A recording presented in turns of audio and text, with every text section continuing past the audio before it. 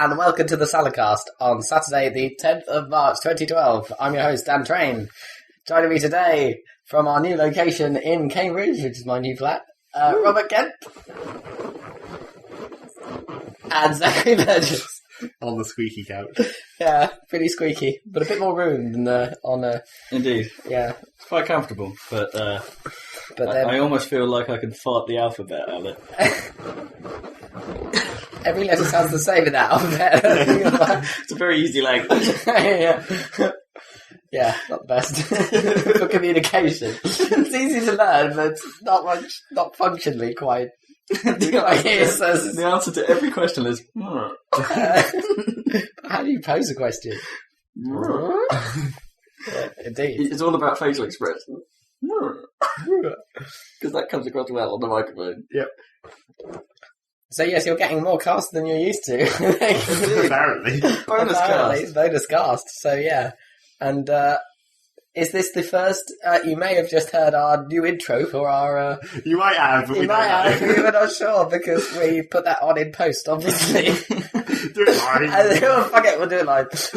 This may be season 3 of the Saladcast. Woo! 2 whole years. Oh my gosh! Over 50 episodes.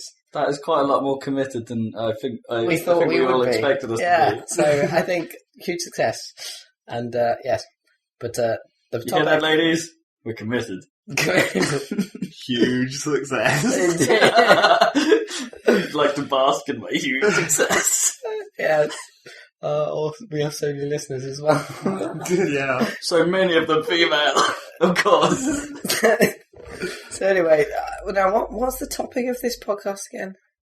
GDC. G. What does the G stand for? Game. Games. It's about computer games. Yeah, that's right. Sorry, I forgot that. I couldn't think of something hilarious that G could have stood for in those 3 seconds. I was like, oh no, I'm gonna... But then it wasn't. You were trying to play the game with the license Yeah, plates. the license plate game. You have to make up an acronym for every license Oh man, I plate. saw a license plate the other day that was Z something Z. And I was like, well fuck that. Right. So do you play the game like subconsciously every time you like see a number plate? No, I just remembered it that one time because it was Z something Z. And I was like, that would be impossible to do in the game. Zebra fucking zebra.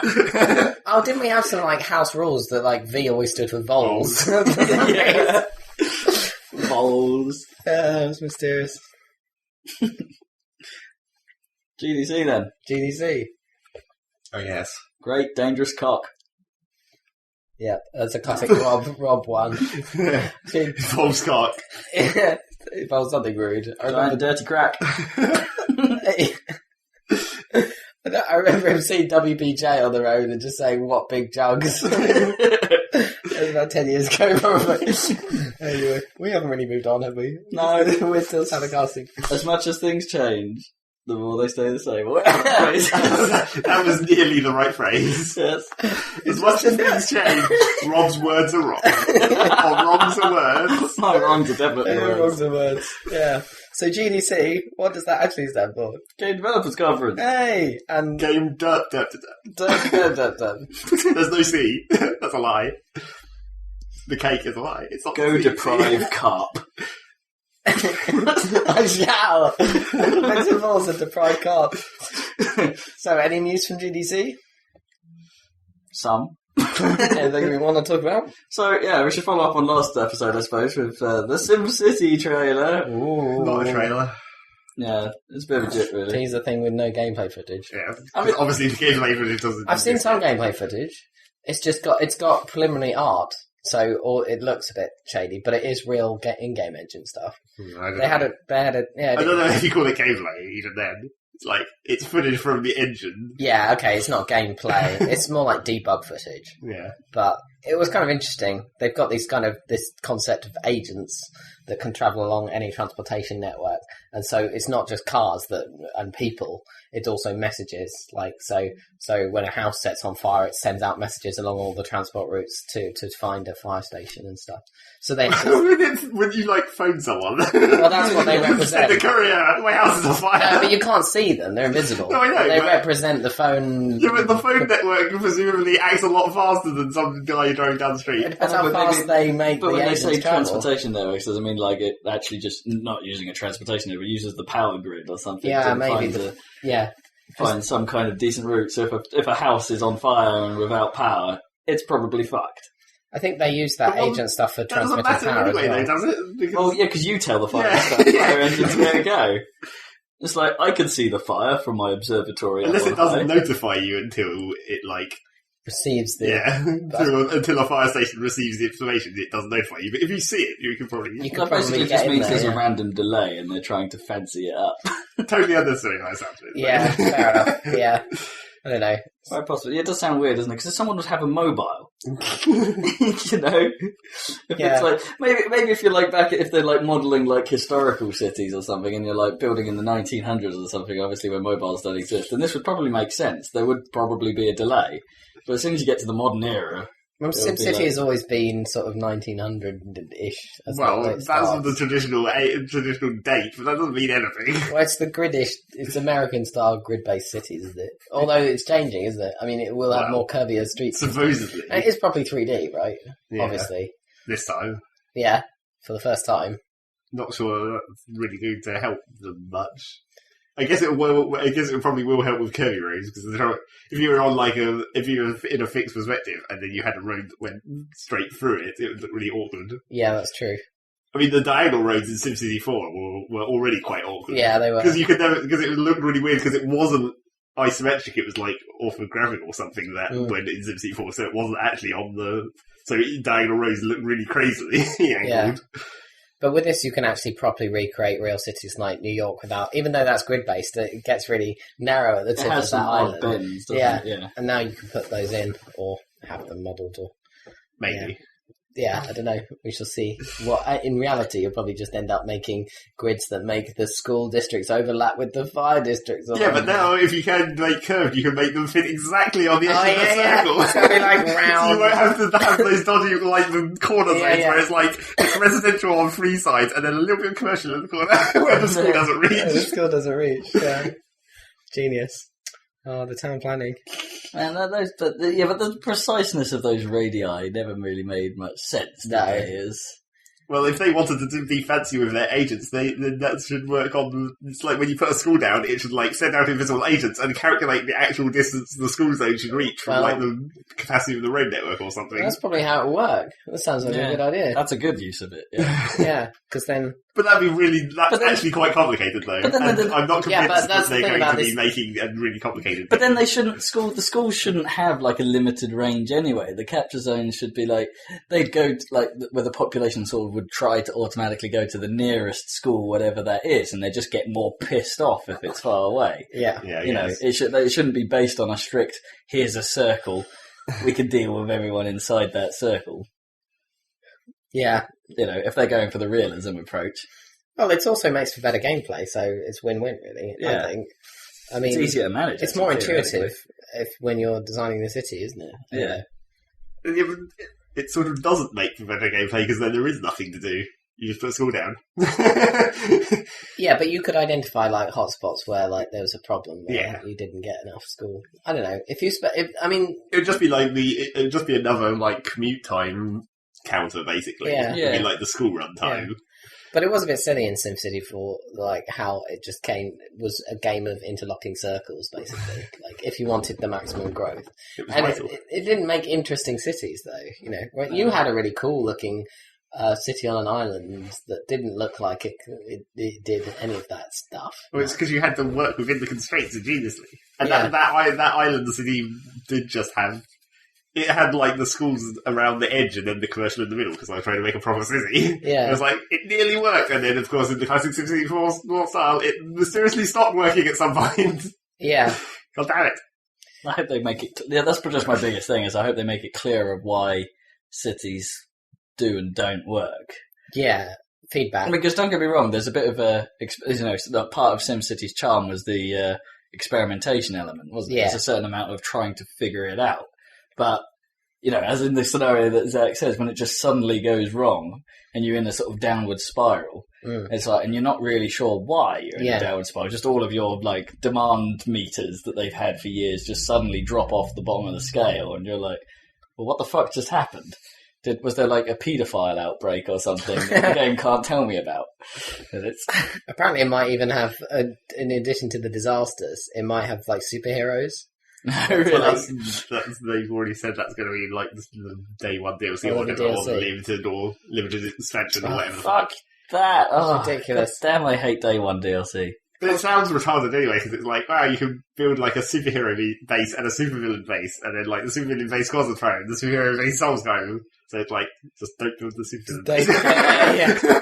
Yeah. That just sounds like a really weird police station, basically. Maybe it makes money though, somehow. Well, I mean, they used to. Then maybe the supervillains have to pay tax. There used to be like epic tax, like robbery tax. Well, they did used to be it's like you're allowed to rob shit. You just have to kickbacks. pay us for because it. you could build like a supervillain base before.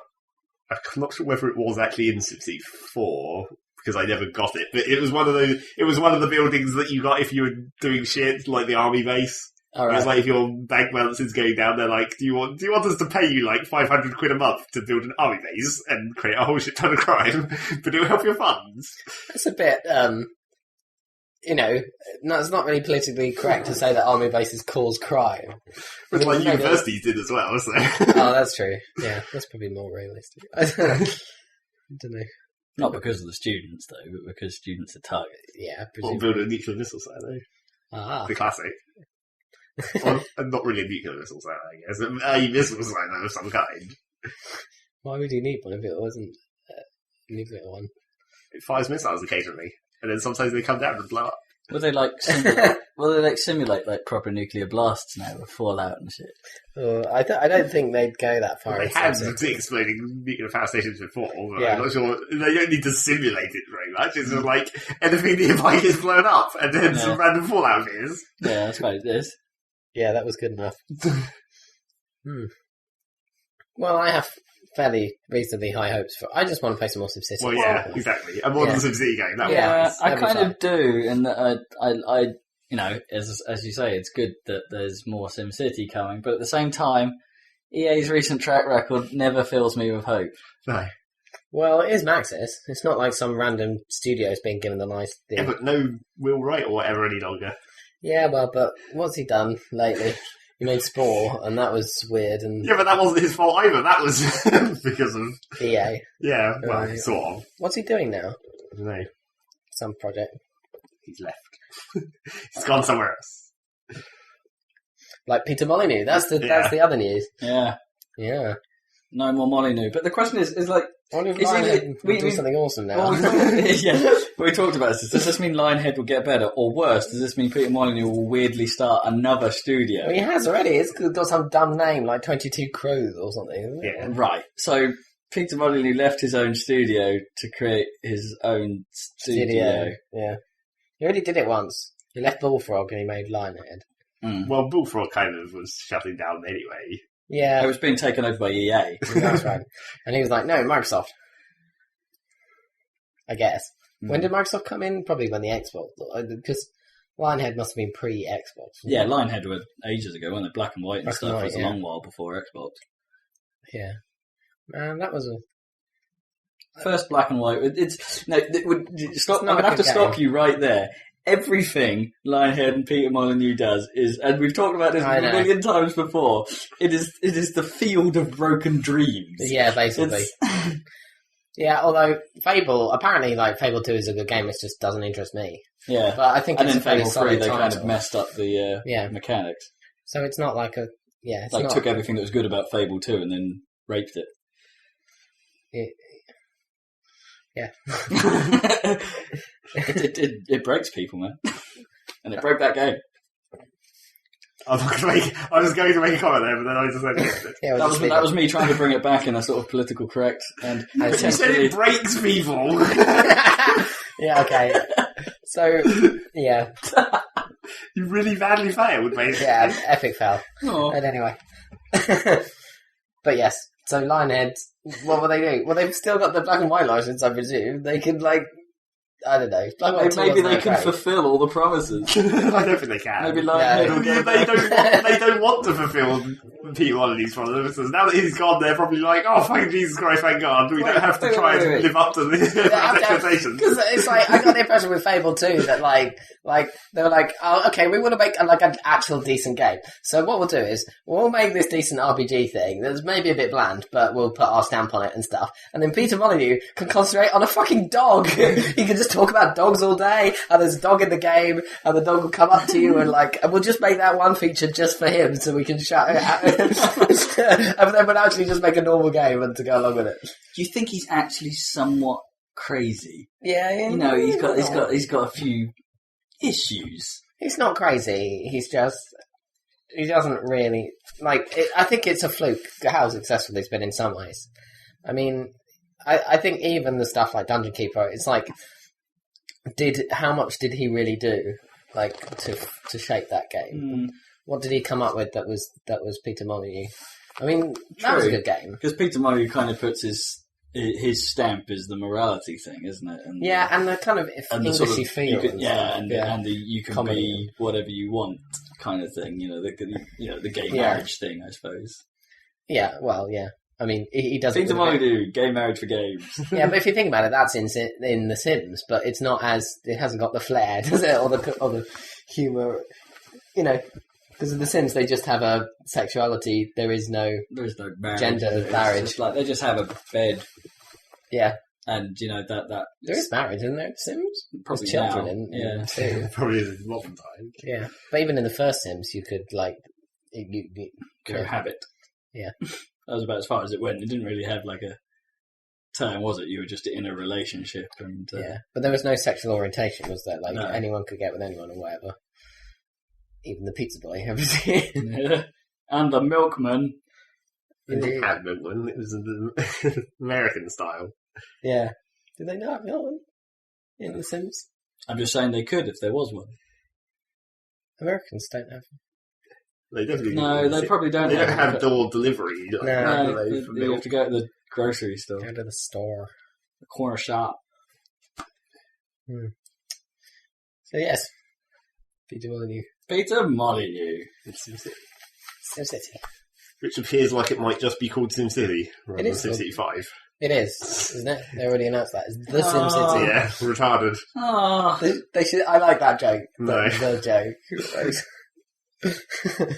Every game is doing it. Yeah, it's getting really annoying now, isn't it? Yeah. It's like I think at least that one, the gap for that one has been like 10 years. It's like, that's fair enough. I really don't like that because it's I don't know. It's like when you talk about films or something and they reboot a film, but then they call it the same name as the one that went before it. It's quite a different film of, like Star Trek, for instance, wasn't it? It's like Star Trek. It's just changed the name of the first film. Well, it doesn't actually, because that one was called Star Trek: The Motion Picture. Like big letters for some reason. All right, in which case that's fine. Or something. Yeah, I don't know. In which case that's fine. I'll let that one go. But when remakes are one thing, but when it's a completely new thing, don't use a name you've used before. That's just rubbish. I don't know. I just don't like it. It's like Apple. It's like Apple calling the iPad, rather than iPad 3 or even iPad HD, which is that rumored, the obvious name. Yeah, but like iPad 3 was fine. Because like Syndicate, that's going to get confusing. Now it's fine. It's like the new Syndicate or whatever. But like in 2 years' time, we'll say, in Syndicate, and we'll be like, did you mean the Bullfrog game, or did you mean the game from last year? Yeah. Because the game from this new game isn't like important enough to override the old game. But it's not bad. It's not bad, but it's not like super. Like probably the same thing is going to be happening with XCOM. Where it's like when you say XCOM, you'll still automatically think of the old games. Well, no, it's weird though, isn't it? Because they've carefully avoided the problem. No, they haven't. To a degree, because the first one was UFO Enemy Unknown, and the new one is XCOM Enemy Unknown. But then there's the other game. In America, then there's the other one just called XCOM, where there hasn't been a game just called XCOM. In America, it was called XCOM, I think. The first one? Yeah. Maybe. UFO is the English version. Oh, is it? Yeah, but it's a British game, right? Yeah. So we were right. They must have had to rename it or something. But yeah, XCOM's a better name anyway. So it was quite a generic name. yeah, UFO. Yeah, XCOM sounds awesome. The only thing that they're doing is like there's no dash. That's how they're distinguishing it. But yeah, you can't say a dash, so it doesn't really help. Oh, that's true. Yeah, that is slightly. Oh, I see. So there's no X-com. Yeah. Yeah. But Which of those makes is it even look right? cooler. I prefer it with the dash. What does the X stand for? Something extraterrestrial? That doesn't start with an X. Well, it's X like the X-Files, I suppose. Yeah, I guess. Wait. We all know it stands for xylophone. No, yep. Oh no, I didn't turn off my Although you're a screensaver. Let's hope this recording hasn't just stopped. No. Let's continue to talk as if it has. I need that screensaver. Oh yeah, you can Google for it. It's one of the top results. Yeah. Just so you know, listeners, that was an album art screensaver like the one you get on Macs, but on Windows. So you just Google for that, and then you can. It's kind of cool. Yeah. It's a bit more interesting than the Windows ribbons that I still have. I've managed to get it expanded with Ultramon across all three. Optimon. All three displays. So it's like Monditron. Yeah, it's pretty good. Optimondotron. Trondo. Trondo. So yeah, is that the end of the news? No. No, there's plenty, isn't there? We should talk about Quantic Dream's tech demos at GDC. Oh yeah, okay. I showed you guys when I turned up, Yeah, indeed. having watched it. So facial tech plus sort of just motion capture tech and Yeah, it's using what performance you capture said. tech. It looked like a similar performance capture technique to what they used for LA Noire. Well, somewhat, yeah. I mean, they showed a bit of footage in that interview of the LA Noire process, didn't they? There, I don't know if that was just in reference, saying, "Oh, we're doing something similar." But yeah, That would be weird. What do you mean that game trailers showed they do. incorrect footage almost? Just Well, to they sort of labelled show... it LA Noire, Oh, did they? so they must have been told. I didn't see I it. wasn't really what. Okay. Yeah. I thought you just sort of recognised the footage from some LA Noire based stuff. Not No, I wouldn't be able to actually tell if it said was the exact same. For all I know, they used the same studio. They Fair probably- enough. But I have to say, it did look mighty impressive. The fact that the demo run, it was for those of you who haven't seen it, it was like the tech demo they ran before they started creating Heavy Rain, just to see what their animation tech was capable of. And it's like, where Heavy Rain had a few problems with the eyes and the mouth not entirely looking part of the same face. Yeah. You know what I mean? They sort of looked somewhat disconnected. If the individual parts were fantastic a lot of the time. If you just looked just at the eye, it was really good. And if you just looked at the mouth, it was really good. But as a whole, it was kind of a bit odd, a bit alien. It's a bit like those androids that dude makes. That sort of, is he Chinese or? Oh right, yeah. Thai? I can't remember. Sorry.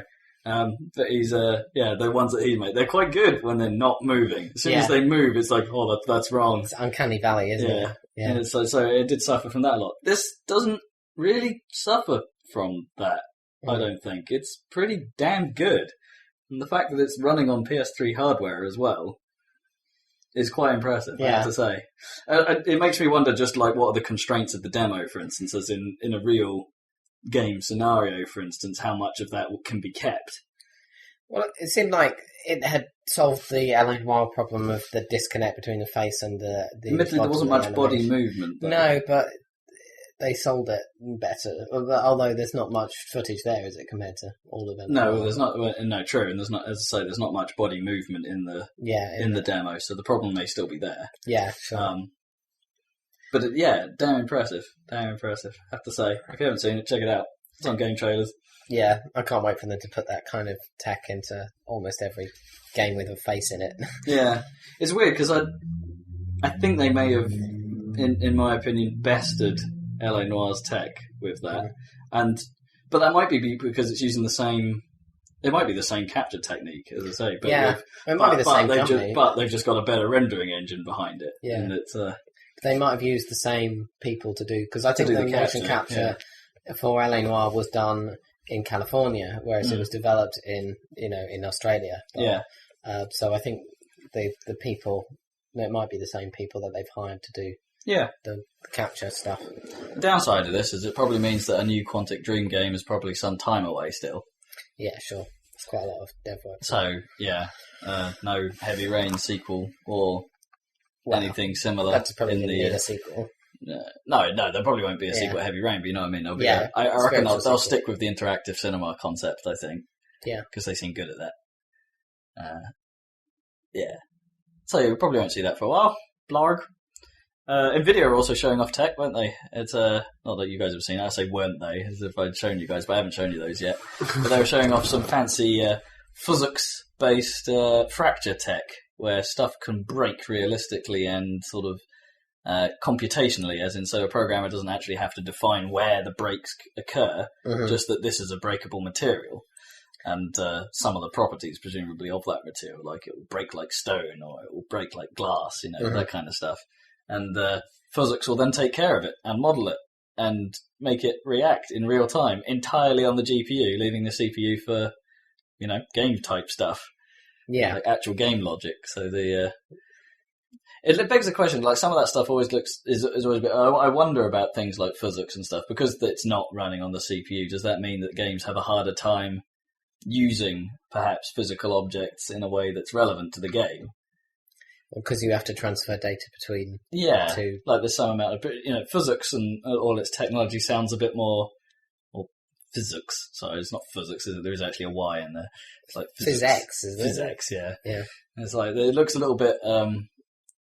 It looks great for like just purely graphical effects, but I wonder where Nvidia seemed to be a little bit surprised in their demos that people weren't using some of the tech that's already there, that's been there for a year apparently, and things like that, which probably isn't enough of a dev cycle for us to have seen it in many games as yet. But it's they seemed a little bit surprised that it wasn't being used, and I wonder if it's because it's difficult to sort of make physics type actions. I suppose it depends if they're relate going to the game logic. Do you think they're going to push to put this kind of tech into a next-gen console? Probably. Depending on negotiations for... Because what are the... who makes the chips for the current consoles? Which one's NVIDIA and which one's ATI? I don't know. Let's see if I can remember. I have ATI. Sorry? The Wii is ATI, yeah. The Wii's ATI, yeah. I have so is the GameCube, obviously. Yeah, I have a sneaking suspicion that ATI might actually be in the Xbox. Yeah. The current Xbox, because I know Nvidia did the first one. Yeah. But I have a sneaking suspicion that ATI are also in the 360. Yeah. Whereas, I'm not sure the PS3 actually uses... NVIDIA or ATI. I think it does, actually. I can't remember. But anyway, this is speculation. Yeah, I honestly can't remember. Yeah. It's like, I would have known, like, when they released. When they released, yeah. Now it's, like, so far down the road. Yeah. But it's a question of what they put in the new...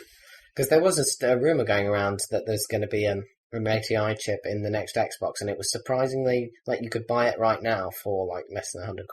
Oh, really? Yeah. What the rumoured chip to be in the next Xbox in the next Xbox. Which is that's worrying. Yeah, I know. It wasn't... It's like a small card. Yeah, normally they're far ahead, aren't they? Exactly. So that would... If that rumour was true, that would be quite an interesting, strange direction for the next Xbox. Admittedly, current graphics cards have gone quite a way ahead of but you might as well existing console tech. But yeah, you might as well future-proof yourself. I think so. Get the best one you can fit in the box. And within reason.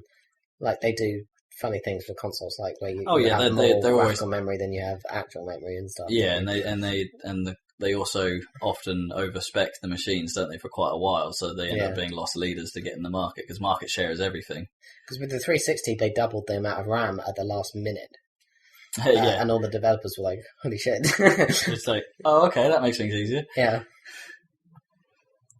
Push the double button. Yeah. Just say we can abuse this now. Yeah. Halo 4 footage. Oh yeah, came out. I saw a bit of that also today. Not really gameplay. No, not a lot. There was a lot of sort of blokes, moving around, like sort of shots. No real, and there was a tiny excerpt of when they were talking about the sound. Yeah. How they've replaced the entire game's sound. So they're not relying on any old. Well, they said that. They said that, and then they played a little bit of a montage with a bunch of gunshot sounds.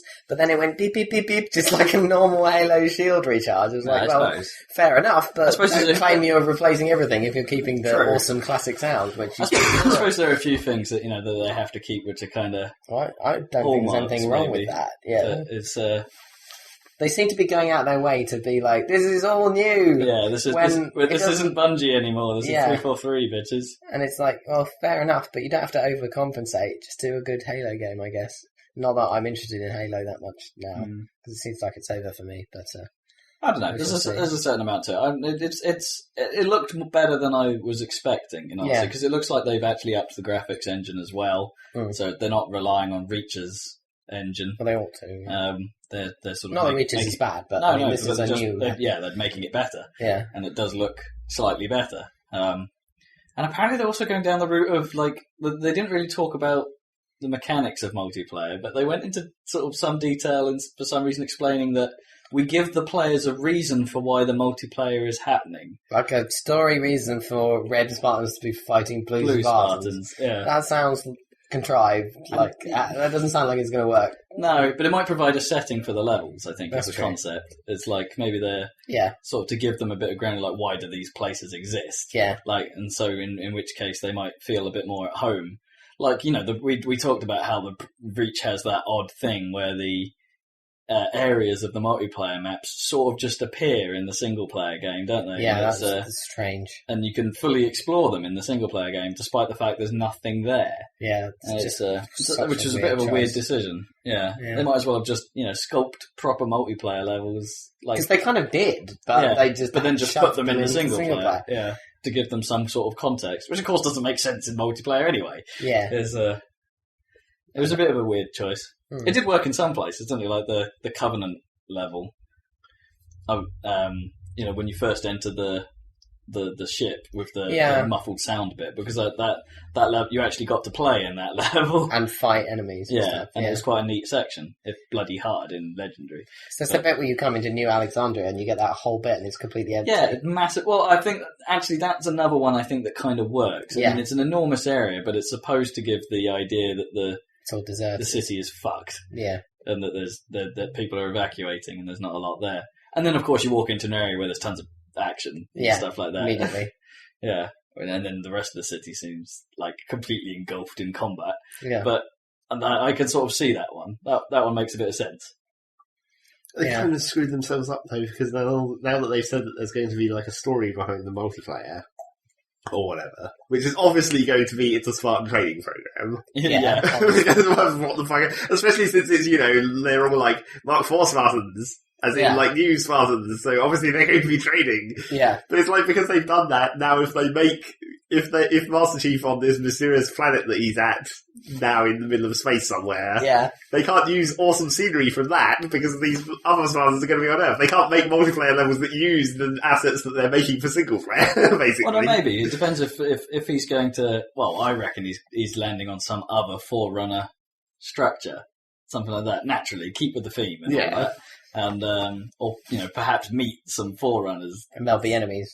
Yeah, perhaps it'll be like the Covenant's still going to be involved, apparently. Yeah, things like that. So I reckon the architecture will be similar enough to previous games' designs that it's not an issue. Because obviously, if it's Spartan 4 program, they'll know about Halo and they'll know about the Ark and things like that. So they'll have an architectural base on which to build their training levels. Maybe, but I was thinking more like the planet more than architecture, perhaps, scenery.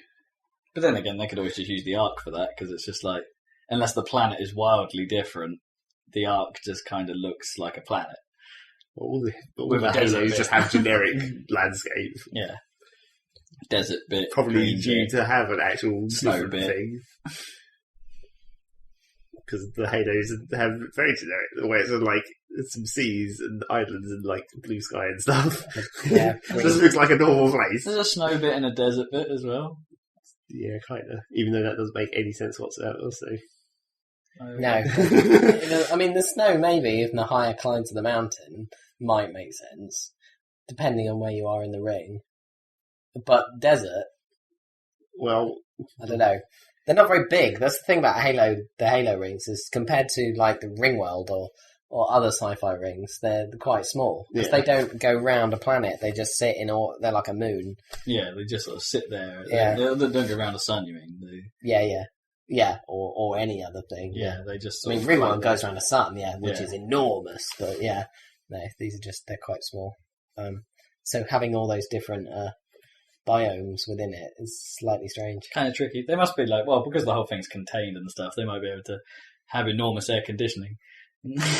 Yeah, maybe deliberately force it. A wave machine. Yeah. There's like a jungle as well. Oh, that's true. Of course, in the swamp, yeah. The swamp might actually happen. Yeah, I guess. Anyway. I was going to try and subtly get hold of another sour Skittle, but there's no way of moving this packet without making some kind of There's rustle. no way of eating them without making a hell of a noise as well. That's fine. Someone else can talk while I suck the hell out of this thing. Any other news from GDC? Did we actually talk about what was different about the new XCOM yet? I can't remember whether I said that last time. I'd like to know. Well, they showed like a bit. We were like some developers talking about what they were doing to make it new and different, or the same, basically. Yeah. But there's stuff like cover and they seem to have lost the grid, which is weird. Because after that first screenshot where I was like, oh no, hex grid, that's going to be weird. And now it doesn't seem like it's grid-based anymore. Yeah. Well, no, things seem to move in a grid, but with a smaller granularity. And like the grid was smaller, but it seemed square again, from where like mouse actions seem to be reacting. And maybe, but there's no reason for it. There's no reason for it to have a smaller grid. It's like a square contains a person. That's how big a square is. Yeah, I know, but maybe they felt that the old system. Perhaps the sense of scale was a bit out because, fitting two people behind a car might have been a bit strange, so they had to make the grid a bit smaller to... They were cars in the original, so that solved that problem. Yeah. They had houses and shit that were sort of in a reasonable scale, maybe a bit tall.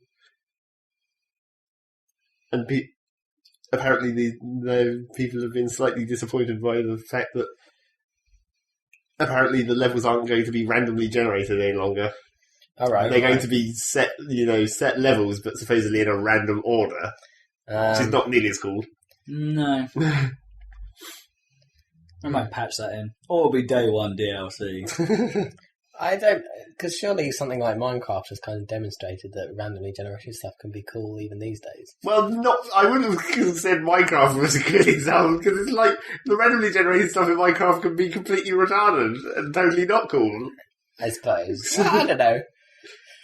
Like, if you look at the old XCOM stuff, they weren't really that random. It was like, there was like big squares that were positioned randomly. They're going to have to make a lot of levels. Well, yeah, I guess. Because it's like, if you consider the original XCOM, there's like 3. There's like, 4 maybe. There's like the farmland, 5. There's the farmland, there's the forest, there's the snow, there's the desert, and there's the city. That's what you get. Yeah. Oh, and I guess your base defense. But that's slightly different. And that's the other thing people have been wondering, because now that the bases are the side view instead of a top-down, Ant farm. How's it going to work for base defense missions? Yeah. Or are they going to have them? Yeah. Or maybe it'll be on the surface outside of your base. Or that's not base defense. Base defense is when they're in your base. Because that was actually the kind of really cool thing about that base defense in the original, was that when you're in your base view and you're placing the blocks, those are actually represented in the game as much larger as real size structures. Yeah. So it's like there's actually like barracks with fences, and they're multi-storied. So it's like the bit that you see is represented on the upper floor, and then like there's the other rooms underneath that represent like how big the place actually is, which was kind of awesome. But then the whole idea of base defense was like, you have to be like, oh shit, I have to actually try and get all my guys to the storerooms to collect their actual equipment, because it's all in the storerooms in the base. And that sort of thing. So if they don't get to the armory, then they're just screwed. They're just running around with their guns. It's like guys with psychic powers. Well, yeah, apart from them, obviously. Do they not like just carry sidearms and stuff around? No. Maybe they should. That might be better. Yeah. Maybe they'll put that in the new one, yeah. But then again, that also had the classic problem in old XCOM of you just designed your base very specific. There was basically one base design that was the accepted form of base design that was the best. You just make a bottleneck or something. Yeah, basically, it's because when the aliens come into your base, they only come in through because obviously they only can come in through the hangars and the main elevator. Right. So you just build your 3 hangars at the bottom of the base, then the main elevator, and then the elevator is the only link to the rest of your base. So it's like, you know that all the aliens are going to be down here, Right. and they all have to come through the elevator corridor to get to your base, so you just mass up and proximity mine the shit out of it. Awesome. They did have a lot. I was quite impressed with how the cinematic cameras were working, though. Well, I mean, it's nice, I guess. Although they also suggested that they're going to have the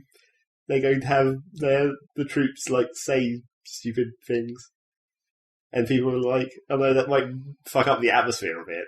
If your guys are being all one-linery, makes it a bit less dramatic. Yeah, maybe. I don't know. It depends on the voice acting. It'll probably be terrible though. Yeah. You're playing these generic soldiers. They're not going to get any decent voice acting for that. They'll be like, one less. Exactly. God damn. I wonder if Miranda says that in Mass Effect 3. I'm looking for. She's not. Oh, none of them are like... None of the returning characters have a... They all have a convenient excuse for not being in, which we knew would happen. Yeah. Because you can't predict who would die and who wouldn't. Oh, yeah, of course, yeah. Especially for Mass Effect 2. Perhaps not so much from 1. Yeah. But it's, none of them are playable. Whole new squad. Fair enough. And not as many in the new squad, apparently. Don't you get Anderson in your squad or something? For, like, the tutorial bit, basically. Oh, right, just at the start. The start of the game. Okay. Right. I'm looking forward to playing that. Although, the faces aren't... I think it's the last gasp for sort of traditionally animated faces in the Perhaps, yeah. It's beginning to look... they look okay. But... Yeah, it's never been too bad. And they got away with it because a lot of the vocals were alien. Yeah. So it's... So, yeah. They didn't need to do quite so much human work. We shall see. And I suppose it's a bit... it might be a bit trickier when you're using, like, customised face characters to actually get them to animate properly. Yeah. As proper as we expect from some of the other stuff now. I hear this game's got quite a depressing vibe to it compared to the previous one, which makes sense because it's like at the end of the when you start the second one, it's like because what happens at the end of the first one, it's like they're coming through this gate. But you stopped. And you stopped and it's like, they're still coming. They're still coming. Then, it's like... we don't care, though. It's like, whatever. And this was the most stupid thing where it was like, they're still coming, and it's like, we better prepare. But you sort of get the impression that they're really far away, and then 2 years later, they just turn up. Why did they need the gate in the first place if they were only like a few years out? Exactly. 2 years for them is nothing. They just retconned that whole thing, or did they? I don't know. Is it really just 2 years? No, I'm just making that up. But it between doesn't seem like... And 3? It's not that long, is it? Yeah, it doesn't seem like 3, but it's like Liara gets a job, I guess. So. For the Reapers, it's not that long. No, obviously. Well, we don't know how long it took the Shepherd to be rebuilt.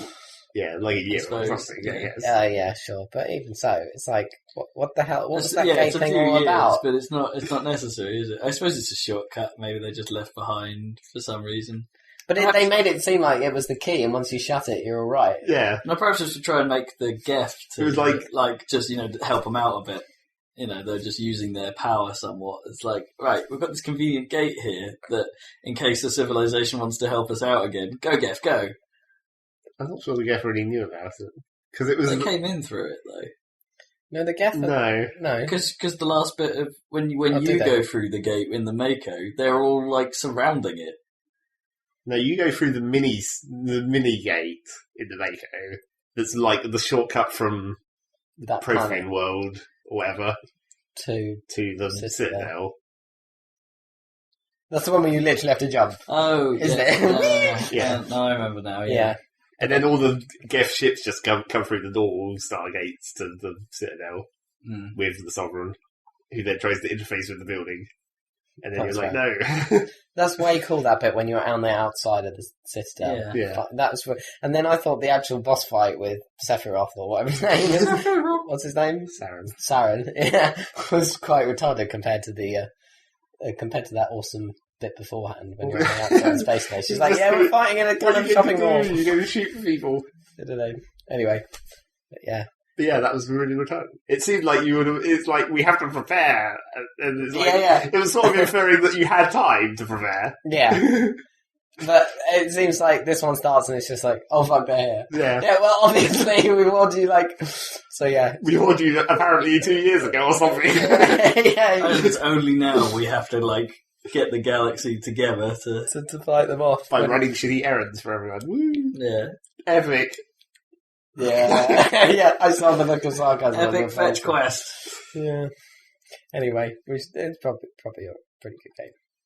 But we shall see. It's annoying, isn't it? Because I find the main because in a way the whole world of Mass Effect and that whole universe is so well realised Yeah. that I feel quite let down by the plot of the actual That story. overarching plot. Yeah, it's Yeah. like, the world is so good, but yet the plot seems a bit weird when you start to think about it. I suppose it's like anything, though, but there's always a hole.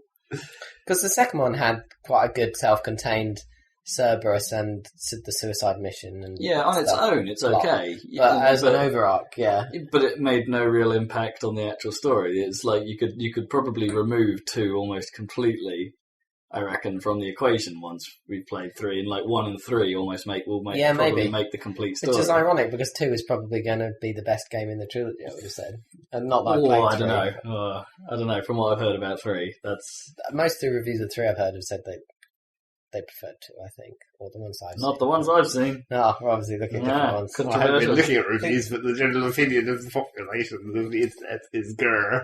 Yeah. So, Yeah, Of course, it's but gonna that's be what it always is. But sequelitis. It's Yeah. always going to be good. I guess so. The internet is generally dissatisfied. Well, I don't know. I think a lot of people were very impressed by 2 compared to 1. I guess. So, yeah. So we shall see. Report back with actual gameplay of that next time. And I will check that out. By the way, I managed to... Well, I haven't actually tested it yet, but I have managed to convert my save file from the Xbox onto the PC using a bunch of free tools and stuff. Bunch of ridiculous shit. Ridiculous stuff, yeah. You obviously Google it, but yeah, it's possible to do. But a bit long-winded by the sound of it. Yeah, it's like, well, it didn't take long. It's just quite a few little steps and little programs. It's just been quicker to go to the save database and get an appropriate. Yeah, save. but I want to, like, yeah, I'd have to. Yours, though.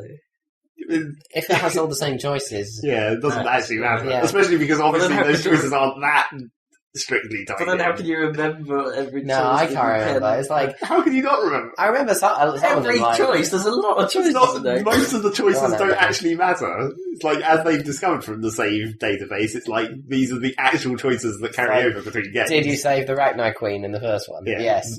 Did you save Rex or whatever? Yeah. And stuff. Which one of the 2 fools died? It's like, that's all that actually matters. Yeah. All those other moral choices you're making, totally irrelevant. Yeah. Be a bastard if you want. Yeah. So there aren't really, like, because some of the incidental characters return, don't they? Every now fought between the games. So, Well, there's little so things would, that would, get that, would saved. they not happen if, like, you didn't talk to them or Like the stuff with the reporter gets saved, doesn't it? With how much you punch Punch that her. reporter. Yeah, I think so. Stuff like that. Although I'm not sure, I think because I got a save file for the stuff for Mass Effect 2. I can't remember why, because I did have a Mass Effect 1 save as well. I think I replayed Mass Effect 1 Yeah. to make a save, but I also had... I know it was when I was making the alternate, when I was doing my other character, because I couldn't be bothered to play Mass Effect 1 again to make, like, an evil character. So I was like, I'll just start Mass Effect 2 with a pre-made Mass Evil Effect 1 character. evil character. Yeah. But there are some bits that aren't remembered, it was the same on both. Whereas I think it was like that crazy guy on the Citadel who's like your super fan or whatever. oh, Conrad Werner. Yeah. Oh, yeah. He turns out the same no matter what you do to him in Mass Effect 1. I always accidentally piss him off in Mass Effect 2. Like, I always say the wrong thing. Like, I say something modest, but he interprets it as like you shunning him or whatever. Yeah. He's like, oh man, can I have your autograph? And I'm like, what? No, you don't need my autograph. Whatever. He's like, oh, well, fuck you then. It's like he's But he always like has that, your- even if you're nice to him in Mass Effect 1. It's basically Yeah. But he already has your autograph. Yeah, that's the also first true. one. Yeah, whatever it is. he just wants more. Yeah. I want to sell it on eBay. Spacey. Extra eBay. This They is know. Commander Shiffers, and this is the Oh, best yeah, eBay on probably. the Citadel. Yeah. That is great. Genius. I did love that. Every time you walk in as well, I am Commander Shepard. It's the best store on the Citadel. Yeah, it was a good joke. I guess we're going back to the Citadel in 3. Seems like the Will it be a different place, or will they reuse, like... I don't know. Apparently it's a different place. Like a different ward or something. Yeah. Well, it was a different place. Although it will be basically the same Citadel architecture. Yeah. Presumably. Oh, well, unless they've like because they had to rebuild significant portions of it after the ridiculous fight, supposedly. You didn't see any of it. Yeah. And then in 2 it was like, it's okay. This part apparently. Well, that was one of the choices in the first. Did you save the council, or did you say? Yeah, but they weren't on the Citadel. They were on the giant ship. Oh yeah. And that giant ship appears in. I've seen it in like a little snippet of the fleet. Yeah. Like fights in Mass Effect 3. You see that giant, unless they just built another one. Oh right. If it got blown up, Yeah. or whatever. Because it's clearly there, that giant weird looking Asari ship. Yeah. With the big hole in the middle. Yeah. Yeah. I think it's cool. Yeah. Because that would suck if you didn't have that. Because Yeah. that probably counts for quite a lot of fleet strength. Yeah. At least one Reaper, you'd think, you'd hope, you might be able to match. I think it took most of the fleet to take out that one in the first one. And now everyone flies Normandy starships, or all the humans. Oh wow, I guess probably the humans and the Turians, since it was a shared design or whatever. Yeah. And that's cool. It's kind of like the, what's the one in Star Trek that's designed for fighting the Borg that Worf has from Deep Space Nine? No. Yeah. Intrepid or something. Yeah. Whatever it is. Anyway, Really speculation. fucked up shit. Anyway, yes. We should not talk about this, given that we're about to play it. Should we talk about what you've been playing? I've actually got a tiny bit more news. Oh, okay. This is a long news segment. Well, it's Well, gonna have to be. it's gonna have For to be, the, for the second week in a row, the Sega blog released some concept art for Sonic 4 Episode 2. Yeah. But, don't get too excited. It's quite funny though. The I'll blog, try not to. I'll try and contain my... Contain yourself. Curb your enthusiasm. Well, the first concept didn't really show much of anything at all. It was It wasn't actually art. It was just a blank piece of well, paper. no, I can't remember what it was, but it wasn't of any sort of anything that would really interest anyone. So someone put on a Facebook post, oh my gosh, I'm totally looking forward to the next one. What are we going to see next week? A tree branch and something like that. And they basically came back saying, well, we just sorry to disappoint you. We're going to show you some platforms. So there's basically a little cube of grass. Brill. That's great. I thought that was kind of funny. Should have been a tree branch. It should have been a tree branch. Just like, oh my gosh, you're totally right, tree branch. we can extend this feature by another week. Yeah. So Sonic 4 Episode 2 still coming.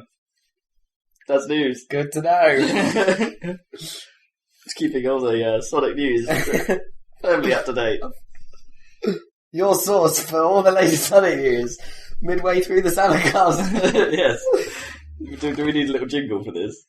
Yeah, probably. We should have It would just be me complaining about the Sonic 4 thing from last year's Game of the Year awards. Da, da, da, da, da, da, da, da. That is the Sonic 4 jingle. Maybe we should have like a musical. Whenever you talk about Sonic, we should mix in a musical bed of your version of Spinball or something. Oh yeah, like underneath, like all Sonic talk. A bit like on the podcast used to have the Nintendo music for the. Oh my god! Right. Speaking of which, oh damn. Right, me and Zach fired up or Zach and I should say, Grammar Nazi. And I could just smell it on you. It's smell the Grammar Nazi. Exactly. We fired up the Wii. Oh my gosh, the other night. Why would you do that? For Smash Brothers. Oh, fair enough. Every now and then, you just have to. You got to scratch that. You got to scratch that itch. It's Brawl. Because it's Brawl. Right. Wrong one. It's Brawl. It's Brawl better than Melee. I don't know, really. We've played Brawl more, I think. It's got more characters, that's all that matters. It's got more characters and more stages, but I'm not. I think perhaps Melee was better in terms of the items. It has more items. Yeah, I know, but there's something about the balance in Melee that was better. The beam sword didn't stupidly get longer when you did a smash attack. Yeah, that's true. which is still kind of dumb. But anyway, we fired it up. And I kind of forgot how irritating the Wii actually is. Somehow we put up with it when it first came out, but... How do you mean? Just the interface. Oh my god, it's annoying. It's like admittedly we weren't using the best source. We went into the Let's Vote thing, Oh yeah, because we used to do that every day. We did that fucking tons. It was great. But there's constant music playing, and it took ages to connect. And when the Wii does anything, it never stops the music or anything. So the music is constantly playing, and then it has to put this awkward intermittent beep to say I'm still doing something. So it's like you're sitting there with the super crappy like vote channel music playing, and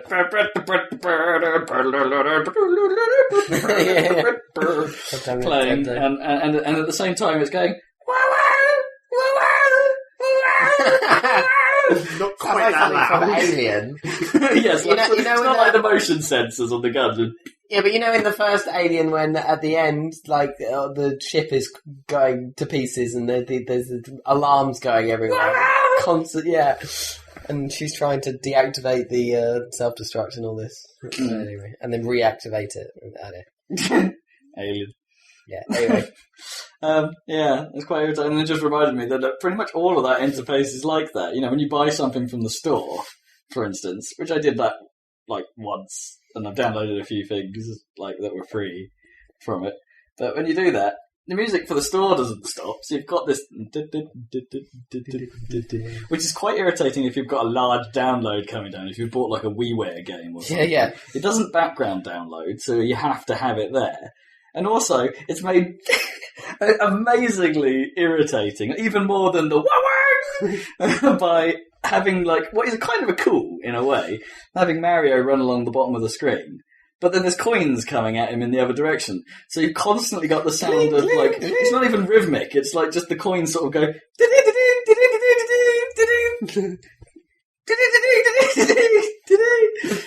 And then occasionally, just to show progress, he'll jump up and hit one of the blocks.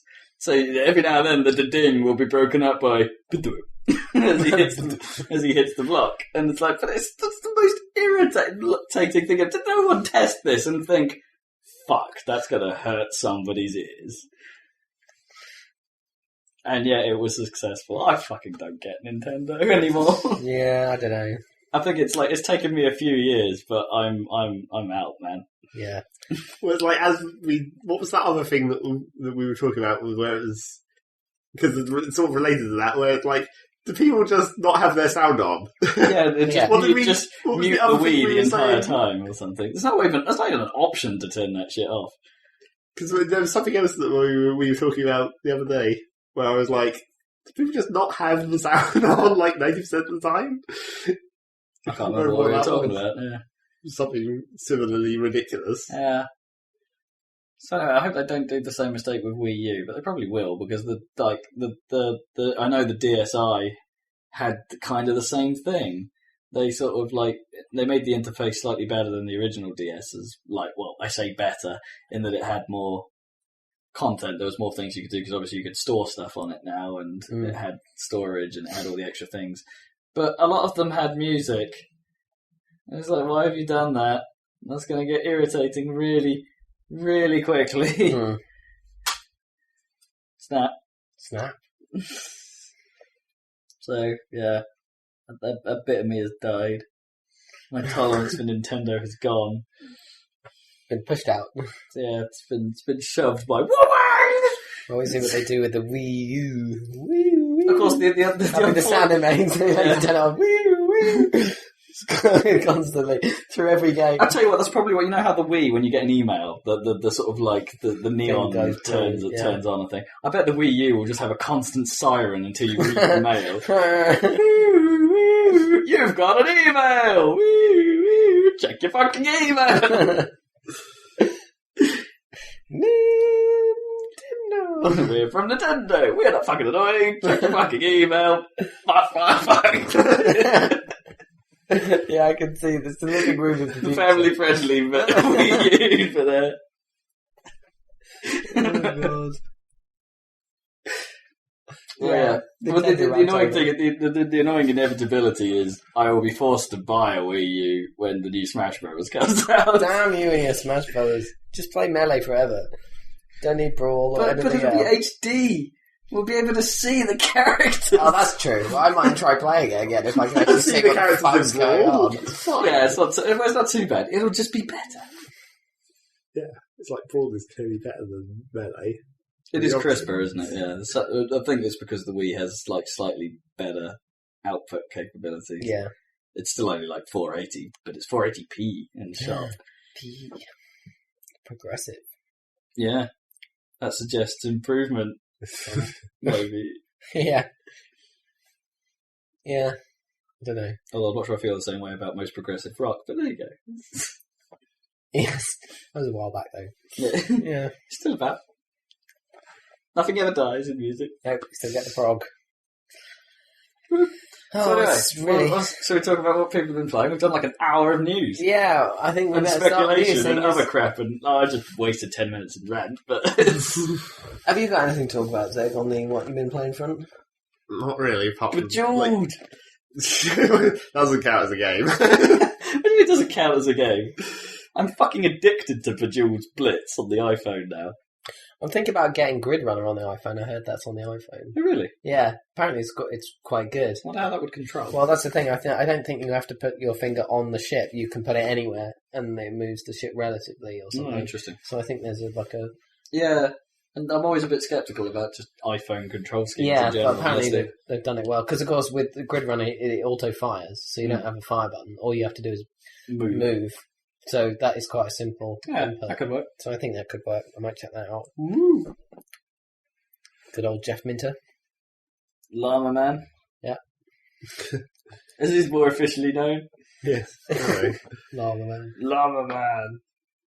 It's like we saw that video, didn't we, the other day, of a different version of Llamatron.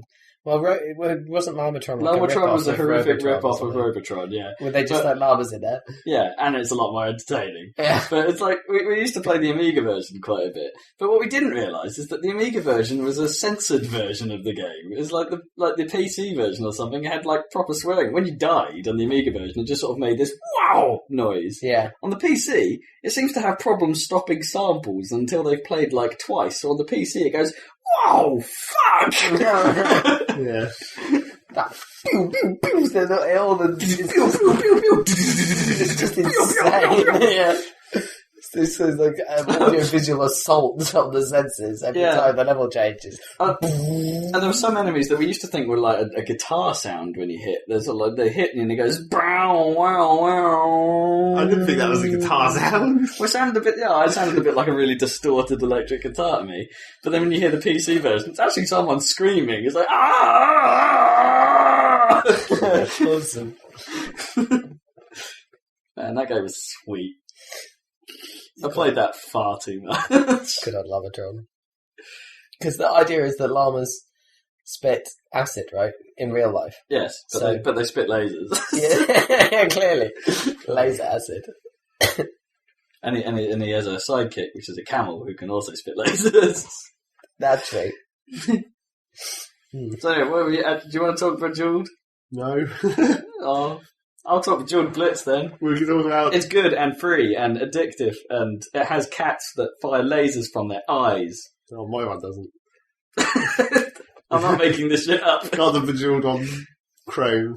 So it has cats that fire lasers from their eyes, but no llamas that fire lasers from their mouths. No, it doesn't. They missed the obvious choice. Yeah. All sharks with laser beams. Yeah. Yeah, frickin' laser beams. Not even mutated sea bass. Yeah, mutated. Yeah, that's a great line. The only important thing about Bejeweled is the voice, of course. The voice is pretty cool. Yeah. If it's the same one as the one in Blitz. It sounds similar. I didn't. Wonderful. Yeah, so you have just like I just want him to say incredible. Incredible. Because I just want it suddenly to switch to the Red Alert 2 sound. Incredible. Because that'd be funny. Incredible. Don't know what I can't remember what What's the spy in Red Alert?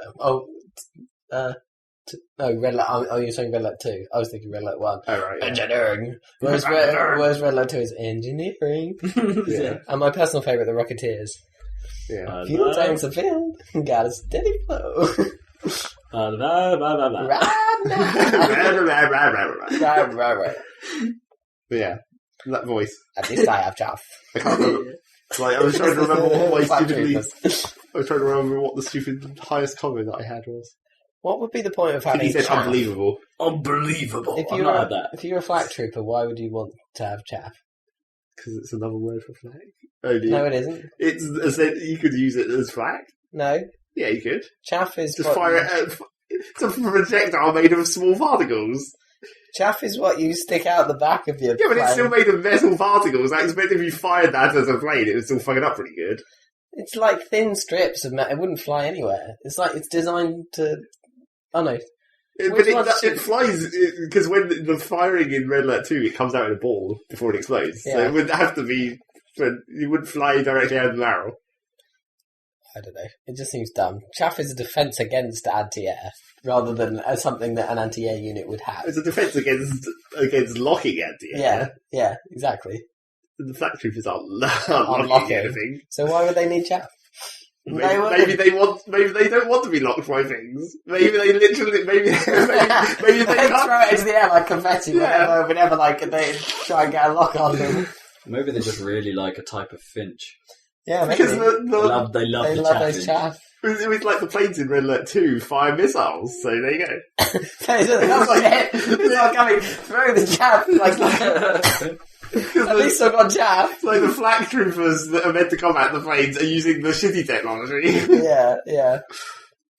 rather than missiles. Anyway, Those Bejeweled. SAM sites. No. Sorry. Bejeweled. Yeah. I will say that Bejeweled is quite...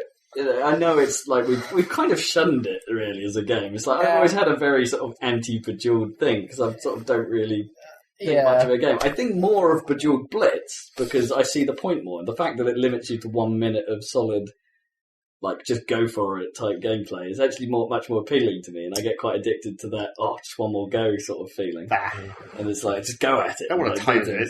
I think Puzzle game, man. Oh, but yeah, it means you don't really focus on sort of like getting ridiculous chains set up and things like that. You're just going to meet the thing, but it kind of plays to that as well because as you do moves really quickly, you get this speed bonus building, and if you get really quick, you start playing the sound of fire in the background. It gets louder and louder. God. So it's just like the more you're doing it, and the game speeds up while you're doing it as well. So it's like you end up on I think they describe it as a blaze. So you're like, as you do well, you end up on this blaze, and things go a bit fast, and it's kind of cool. And the only thing I will say is that the presentation is quite slick all round, including like, although it does have some problems with the social integration because you're supposed to play it attached to Facebook. Yeah. So it stores stuff against your friends and stuff, and it does have a kind of, because it's a free game, it does try to make you buy the in-game coins with real money, even because you earn them very slowly, Right. Through actual play. It's like, to put that in perspective, one of the rarest gems in the game is that causes crazy shit to happen is the Phoenix Prism, and that costs 75,000 game coins to use for one game. Right. You gain on average about 500 coins a game, and if you're lucky, about 2,000 to 5,000 coins a day on the free daily slot machines spin. Yeah. So the amount at which you gain coins to use those things is really slow. So they're trying to make you buy coins, basically. Oh, I see. Yeah, that's... Oh, I don't know. But it's okay. You sort of just ignore it, and I end up sort of being a challenge in itself. It's like, how well can I do without the gems?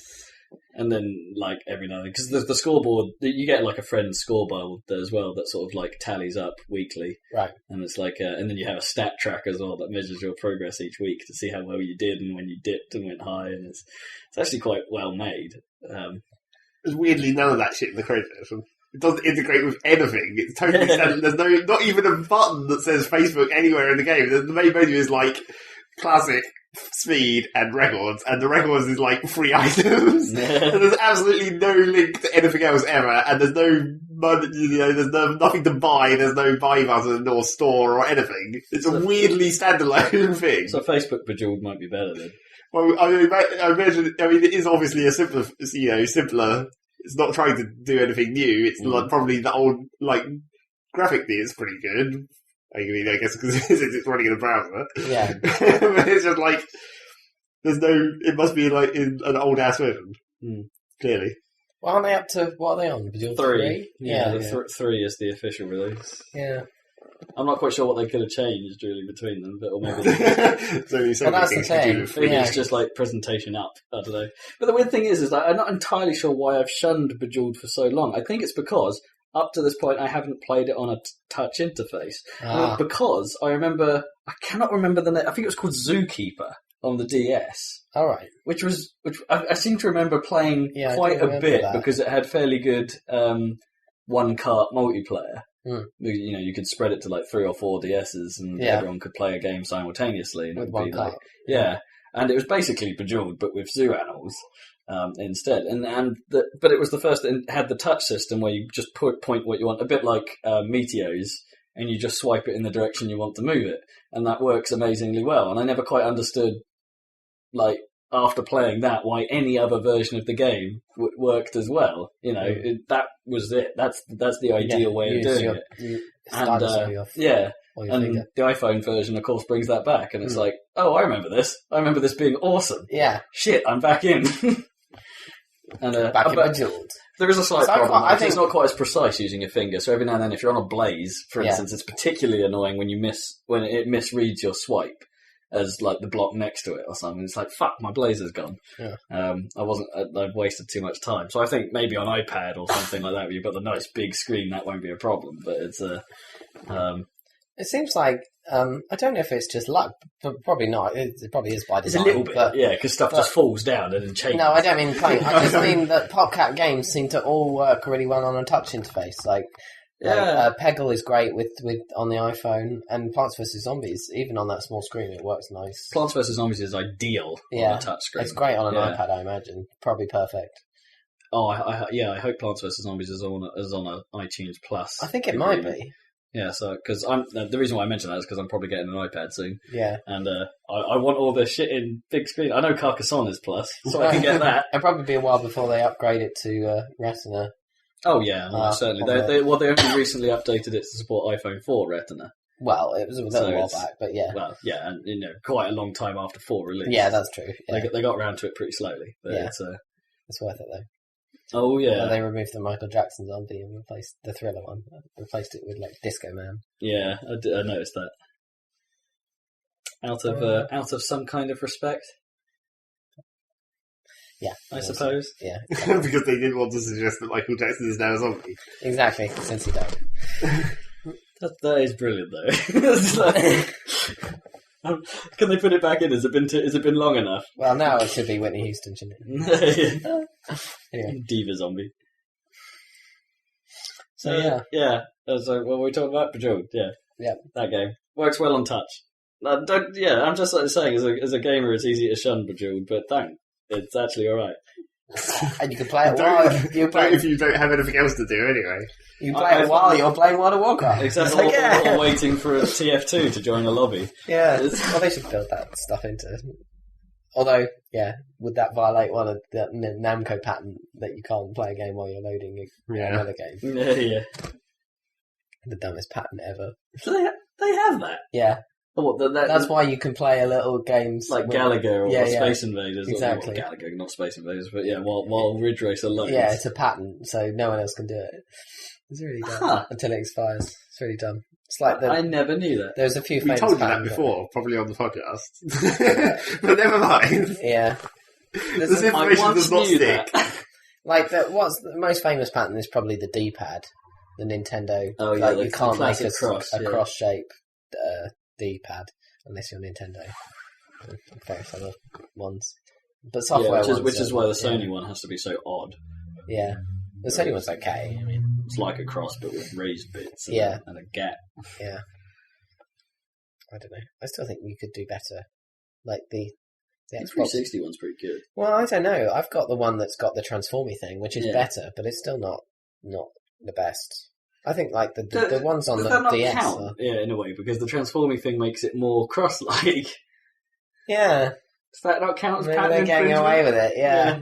Because it's attached to... Because it's a transforming thing. Yeah, maybe. It's not flat, though. It still goes up towards the edges of the cross. No, maybe. But still, I see what you mean. Again, I thought the Ninty one did that very slightly. Yeah, it probably does. In the modern iteration. Well, it's got a little dimple in the middle, doesn't it? So maybe. Patent law. Yeah. It's so fucked. Yeah, it's crazy. So anyway, what else have you been playing? What's egg? Just Team Fortress and Battlefield, basically. Yeah. And Smash Bros. This week. So any new and stuff Smash Bros. in those games? Any updates to Team Gift 2? Plenty of updates to TF2. Any one of any note? No. One of the big ones still hasn't happened. The new game type still hasn't happened. Oh yeah. That they teased. We don't know anything about that yet. There's not been a new level, an official level for a while, but I suppose they're waiting for this new update for that as well. Yeah. There's been a couple new items come about. I can't remember the statistic, but I saw it the other day. But I think I'd seen it before a while back, but it seemed to have floated up again. But it's that when they went free to play, Team Fortress 2 started making 5 times as much money as it did. Really? Yeah. Wow. As when they were. What, just purely on Manco, I guess? Yeah, presumably. I wonder if how that relates to the player base, like how much that expanded. I think it did expand when it went free to play because you could tell because you could just go on the server. Oh yeah, and true. It was terrible. So every now and then you do get it's free to play night. Yeah, it's like everyone's field of doom. I can play as Spy for once. Yeah, that's quite fun. But yeah, so interesting. That's weird how all that. I'm sure other companies could try similar experiments and would just utterly fail. It's like Valve has so much. A lot of them will do that. Valve has so much goodwill that they can just try these weird things and they just work for no reason. I think Super Monday Night Combat will fail because it's trying to match the model, isn't it? Yeah, I don't think that just because they're trying these things and they're working doesn't mean it will work for everyone. I think no, you've got to come up with something truly special. I think TF only works because when it went free to play and when the store launched, it had quite a large item selection behind it. So when a game sort of introduces itself, it's going to have quite a large item set behind it in order for it to work out the gate. And it's got to. Well, the thing with a free to play model is that you've always got to allow most players to do most things without spending money. Otherwise, it's not popular. The game just suddenly dwindles. Yeah. And of course you lose your... I mean, I think like the reason why like TF2 still makes a lot of money is admittedly you've got the hardcore who just drop money because they're kind of like, thank you for the game kind of thing. You know, they feel like they almost... You know, to a certain degree I feel like that sometimes. I put so much into that game, sometimes I feel like I should really buy something, you know, just to sort of say to show some appreciation for the game somewhat and like give Valve something back. But I've never done it. It's like the orange box is my price of entry, bitch. Yeah, you did buy the game in the first place, so even if that was 10 quid about 4 years, no. I think I bought it on launch, so it was like 30 odd quid. Yeah, but I mean for the Team Fortress part of things. That was probably about less than a tenner. Yeah. Overall. And it's and I keep playing it. But that's the trick. You've got to have enough of the game's got to be good enough, and that's tricky, because TF2, don't get me wrong, is amazing. Like, it was just out the bat, really good. Well, the mechanics were solid. Didn't have very many levels, but it was... No, it was but they improved on it to the point where it had quite a few levels and quite a few items at the point it went free to play. Absolutely. So when you come in at free to play, you've got to have quite a lot of content for it to work. Because you've got to give players something they want to buy. And, of course, that something they want to buy may not appeal to every player. So you've got to have enough of a scope there. And I don't think many companies do that, like, ever. It's like they always come in with a fairly paltry selection of things you can do. Or Spiral Knights, in fairness, has actually got that reasonably well. Because you can do most of the game without dropping any money. Yeah. You just have to put in a shit ton of time. Well, sort of. Quite a lot of time. But not too much. But you can, but you could dramatically speed up your item collection getting, because it's all item based mostly, isn't it, rather than leveling, I suppose. Yeah. Because you can rapidly build up what you have in your armory, I suppose, by dropping real money. Well, you pretty much almost had to at some point. Yeah, there comes a point. Prices start getting really ridiculous. There comes a point where you have to in order to progress, which is a problem. Don't get me wrong, but at least for that initial period, it's nice. Yeah, and now they've added pay for DLC to Spiral Knights, which kind of flies in the face of the concept a bit. I think so. It's like I think Sega sort of got it right, but are now destroying it slowly. It's like the only people that will end up paying that stuff are the guys that pay quite a lot of money already to play the game. I think Spiral Knights is probably going to drop off anyway, unlike Team Fortress. Yeah, well, Spiral Knights is weird because I almost don't get what market they were going for, because free to play with microtransactions really only applies to rich kids or like really hardcore gamers.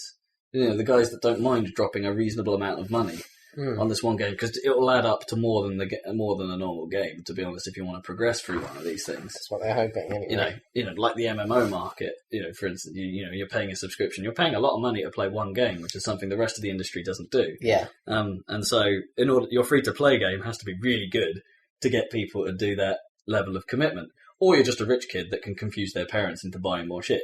Which happens, don't get me wrong. Yeah, sure. And Spiral Knights is a weird one, because it seems to be targeted somewhat at the younger market for its aesthetic and things.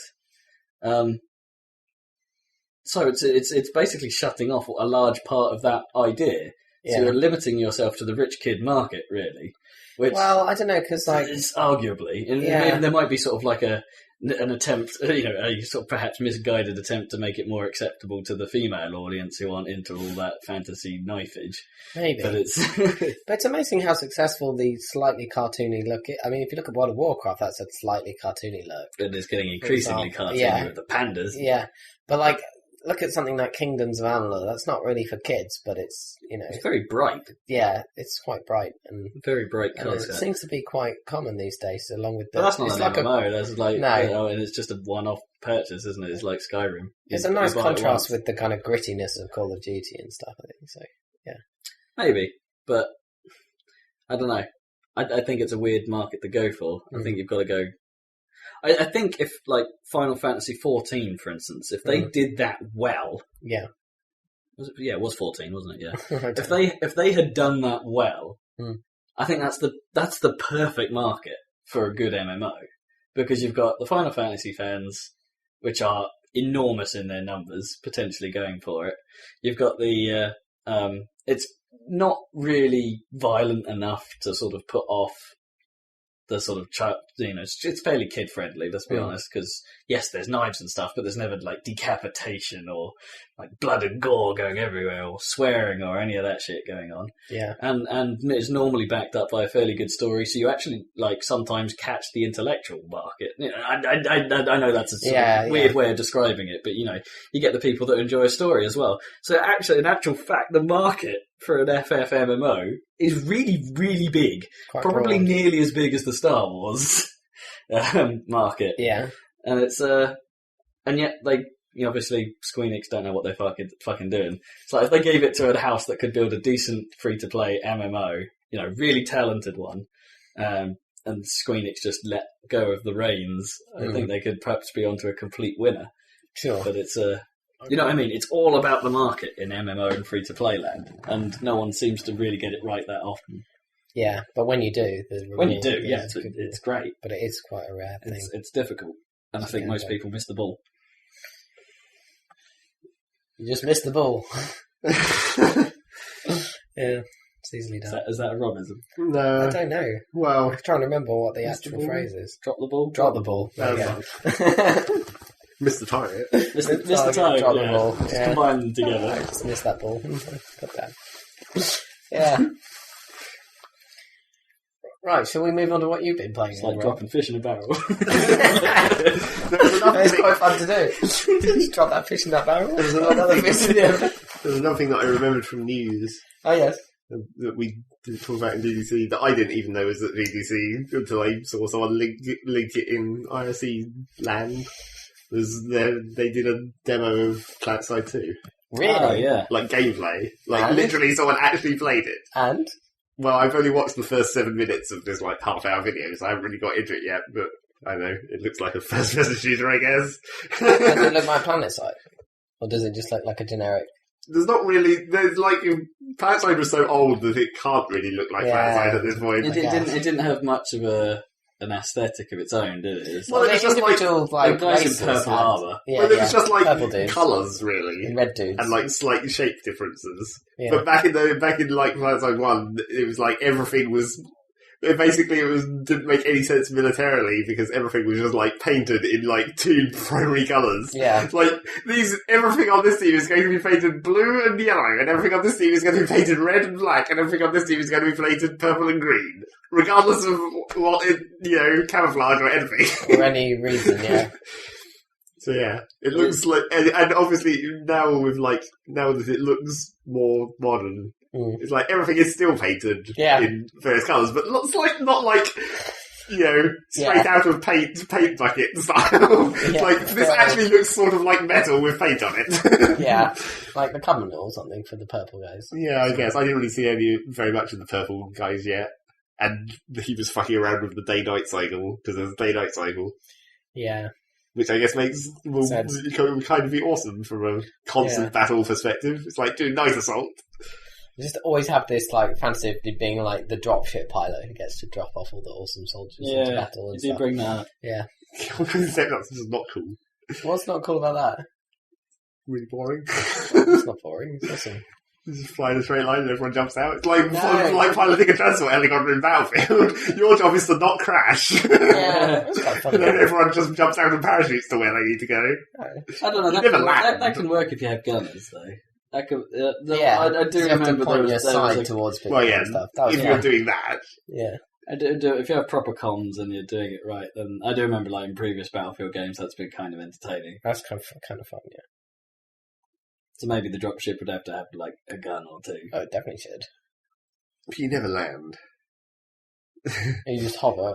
Or you just fly over and people just jump out whenever they want. Yeah, that's no fun though, is it? And it'll make even more sense in Planetside for like jetpacks and drop pods and shit, the classic style. Anyway. Did they have drop pods? Because they thought they had those regen things, like had Vita chambers. Well, they had those, but they had drop pods because you could from your civilization's home base, you could get on the giant drop ship that went out like every 20 minutes or whatever, and it just flew you over an action zone and everyone just drops out of it. Oh, I see. Yeah, I remember. So, Planetside, motherfucker. Yeah. Get on that one again. It looks pretty good so far. Mm. It's like, look at all these weird base buildings that you can capture and control and shit. I haven't actually seen them do that yet, which I'm hoping will be in the rest of this video. Because at the moment, all he's done is, like, talk about, like, the day-night cycle and flown around in a plane and been like, here's some guys on our server who are fighting. I'm going to fly in and try and dive bomb them in my specially ground attack configured plane. And then I couldn't tell whether he was killing anyone, but some numbers were appearing. And then he was getting hit, and then he blew up. And it was like, well, okay then. Yep. Now can we actually see some of the game? So I'll continue watching that video, maybe. Cool. Well, we don't know yet if it's free to play. No, we had a. I can't remember if it was rumored or Sony once said that it was going to be free to play or what, but it's no one knows how the structure's going to work yet. Oh, if it was good, I'd pay for it with real money.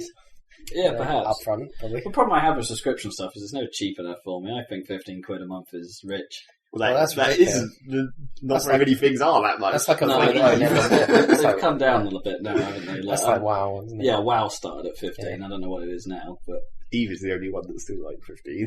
Is it? I thought that dropped. It was €15, isn't it? Or yeah, so it's a little bit less than that. I don't think it. I'm not sure whether they did keep pounds or not. There was some annoyance with that. I can't remember. I think mainly just that the Americans are paying less. That was the main annoyance. Oh right, yeah, typical. But then again, the server is in London, so I guess they have a reason to pay less. Yeah. Yeah, quite significant lag. It's the server in London. Yeah. It's not in Iceland. I thought it was a good place for servers. Because it's cold. Yeah, and they've got geothermal power and shit. But it's also further away from their player base in Europe. Yeah, but it's closer to their player base in... Yeah, they don't have a player base in America. Yeah. They never did. Okay. Yeah, fair enough. But then you might as well, mate, put it in continental Europe if everyone in Europe... You know, you might as well put it in Amsterdam or something rather than Depends if London just has better connectivity internet-wise. Well, London's also closer to Iceland. And that's true. Yeah. Middle ground. They probably thought, that'll do. That was your Icelandic accent. It wasn't even intentional. That'll do. That'll do, pig. Pig. Indeed. So you been playing much, Dan? No. I noticed you didn't play TF with us because you were boozing. I was boozing instead of TFing, yeah. Yeah. Sorry about that. Yeah. haven't played TF for so long. I have a feeling I'm going to go in and I won't recognise any of the characters or any of the guns. I'll be like, what the fuck is that? What's that? I don't know what that is. I'll be like that. My brother joined us last night, and he's very much like that at the moment. He never really got into it. He played it when it first came out, but he never really got into it. And now he's like, seriously, what the fuck? What is all this stuff? I don't understand. It's kind of steep, isn't it? I have to say, if you're like not played it before. Yeah. I've played quite a bit, but it's been such a long time that I have a feeling there's going to be so many new weapons and stuff. And not that they're more powerful, it's just if you're not familiar with what they do. How it works, yeah. Yeah, it's like, what was that? Like phlogistominator. Yeah. God, that thing's annoying. It's not that confusing, though. No, it's not confusing, it's just fucking long range. Apart from the bit where they do a taunt and basically become invincible. That's really annoying. I haven't seen that for a while. It happened a lot when it first came out. It's a flame. It's one of the sci-fi like drawn guns for the pyro. I haven't seen anything other than screenshots of those things. The phlogistominator, or whatever it is, phlogistonator, something like that. Flame gun. And it just has insane range, and you can taunt the go like. Does it? That's the question. I think it's massive range. I don't know.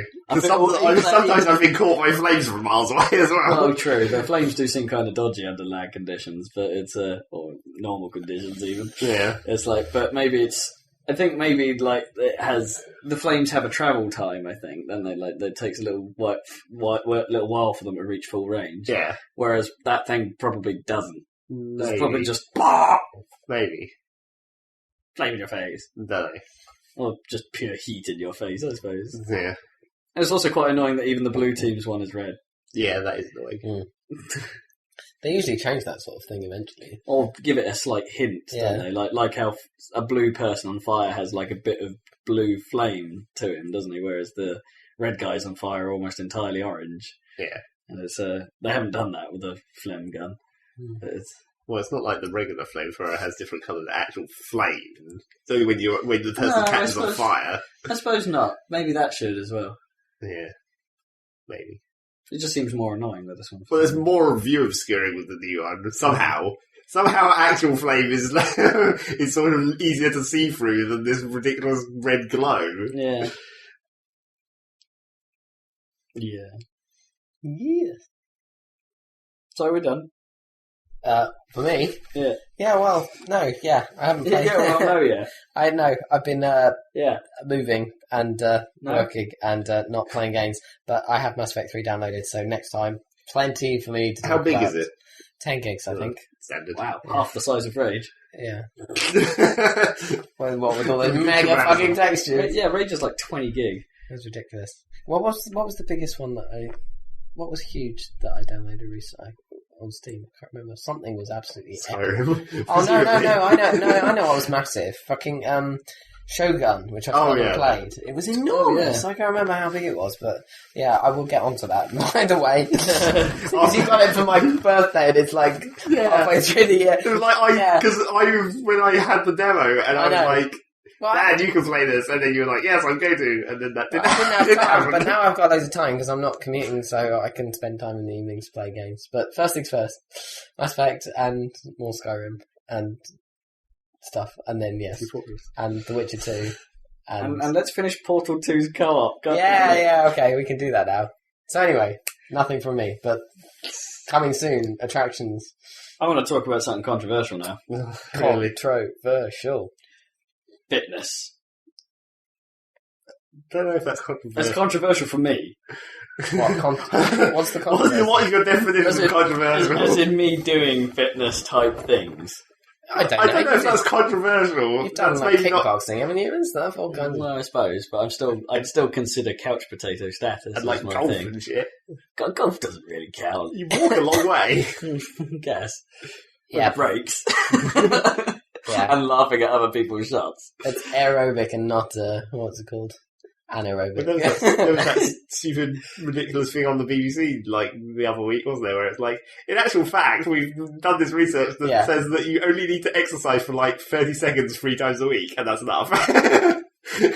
Well, provided you don't eat anything. No, it's to do with, like, you have It's like 30 seconds of super vigorous, like, you get on an exercise bike and you just go as fast as you can with all the, like, arms and everything. And if you do that, like, and then, if you do that for 30 seconds and then pause, and then do that for 30 seconds, and then do that 3 times a week, apparently that's enough. I haven't actually watched this program, that was the blurb. But that's to keep you from, like, when you're getting old or something, from, like, being unable to... Maybe. I don't know. For, like, do a minute and a half. Yeah, I mean, I'm sure it's recommended to do more than that as exercise. But, I mean... It was a Horizon. Truth about exercise. Yeah, I don't know. So there you go. Yeah. It's official, it's from the BBC. Yeah. Be lazy, the BBC says it's okay. But how do you can't burn enough calories like that, surely? Well, probably you do have to, like, not overeat. It's not exercise to not make you less fat. It's exercise to keep your circulation healthy, probably. Yeah, probably for the heart disease. The minimum amount of exercise required to live. Anyway. So I want to talk about it because I've been... I think you might need... I don't know, but do you think from that angle... It'll be fine. Can hear you. Look at that spike. Okay. Look at that spike as you lean closer to it. Anyway. Spike! Look, it's fine. If Rob sounds like he's in another country, it's because he's leaning forward. I'm doing that because I think I sounded more in another country and I leaned back. Oh, well. It's like my levels are higher. Okay. La. I'm sure it's not your increased level of fitness. No, I can't tell. Okay. Technical. So, I'm going to talk about Your Shape Fitness Evolved 2012.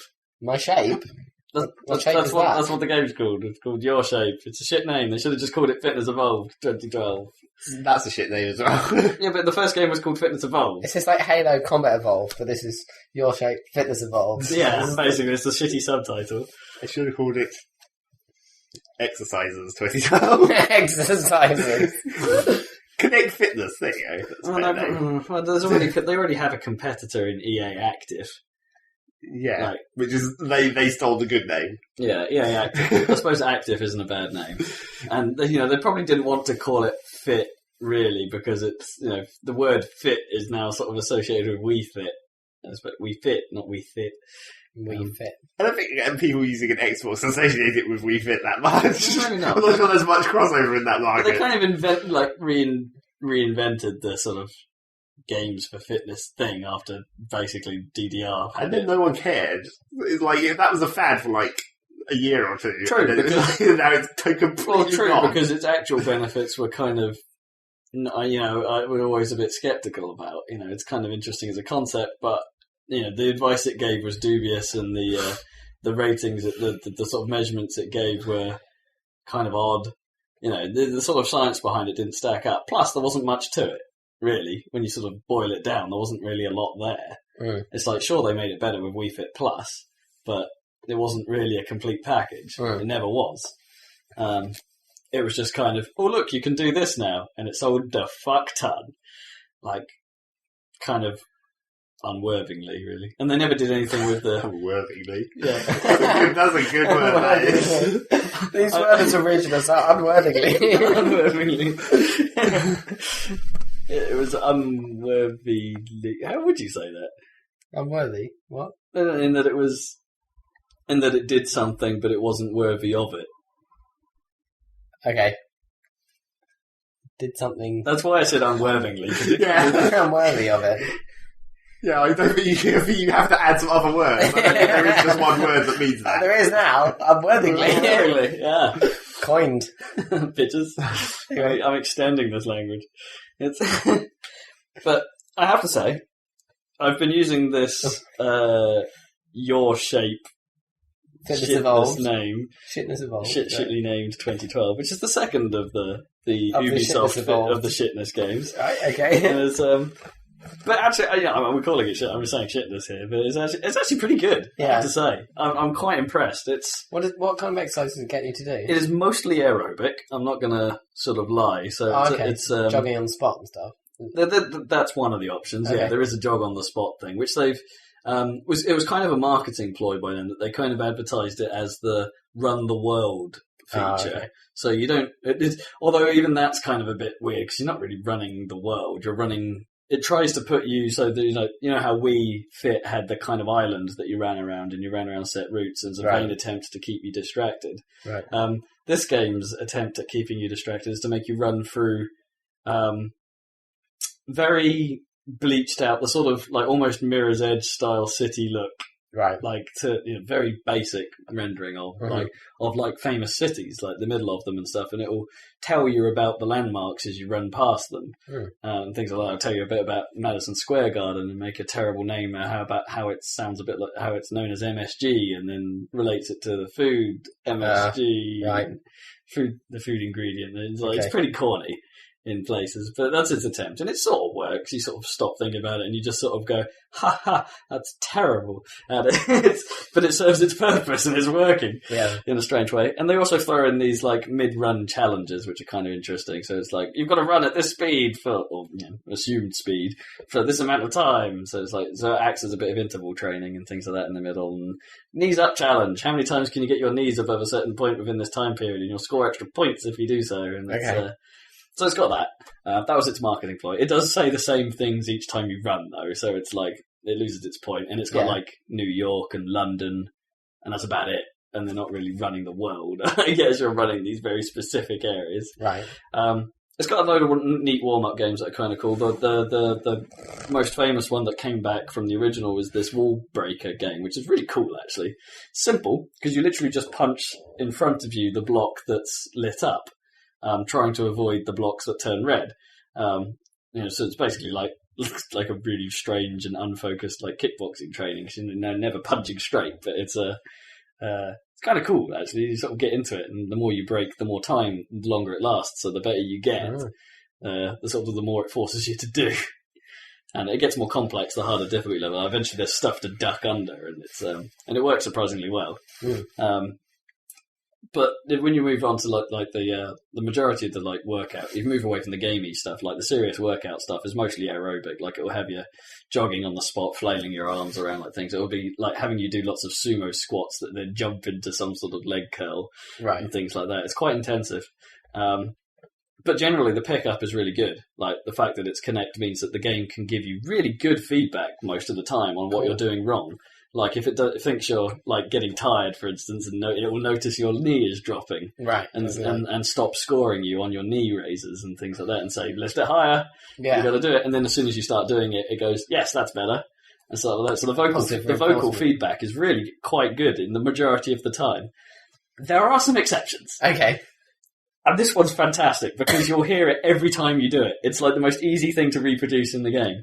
When you do, it has like ab programs, and obviously that involves a crunch of some kind or sit-up based stuff. Yeah. And the way the game does that is have you lie down on the floor, sideways on, so it can detect your knees and your head position accurately. Okay. Instead of going face onto the screen. The depth of the Kinect apparently isn't good enough to deal with that. Right. So you have to do it side on. But the game won't stop reminding you that you have to be side on. So before the thing starts, it will say like, the vocal will say like, right, make sure you face the same way as your coach, in a really cheery American lady voice. And then as you're doing it, like in the middle of the thing, that's it, good stuff, keep your head straight. Make sure to face the same way as your coach. We always face the same way as our coach on this one. And it will just keep saying it. And it's like, shut up. And if you're in the middle of an ab program where you may have like 6 like of these routines in a row that involve staying on the floor, and it just keeps reminding you, it's like, face the same way as your coach. And it's like, I am! Shut up! So that's the one time it seems to go wrong. Okay. Did you try facing the exact opposite direction just to make sure? Just to see what it does. Well, the on-screen prompts specifically say your head should be here and your feet should be here. Because the way the game sort of tries to show you, another way of sort of making sure you're doing the right thing is the game creates a 3D model of you in the world, and it does it by using the camera and just trying to map it, like a bit of cloth over you, essentially. Yeah. And it looks kind of funny because they make it shiny. So, so you're like a weird, shiny, plasticine version of yourself, which is kind of funny. But then it does mean, and there's a slight amount of lag in between what you're doing and what the on-screen one shows. Naturally, Kinect lag does exist. But it's, it's quite useful. But it also lets you see when the Kinect's getting things a bit wrong.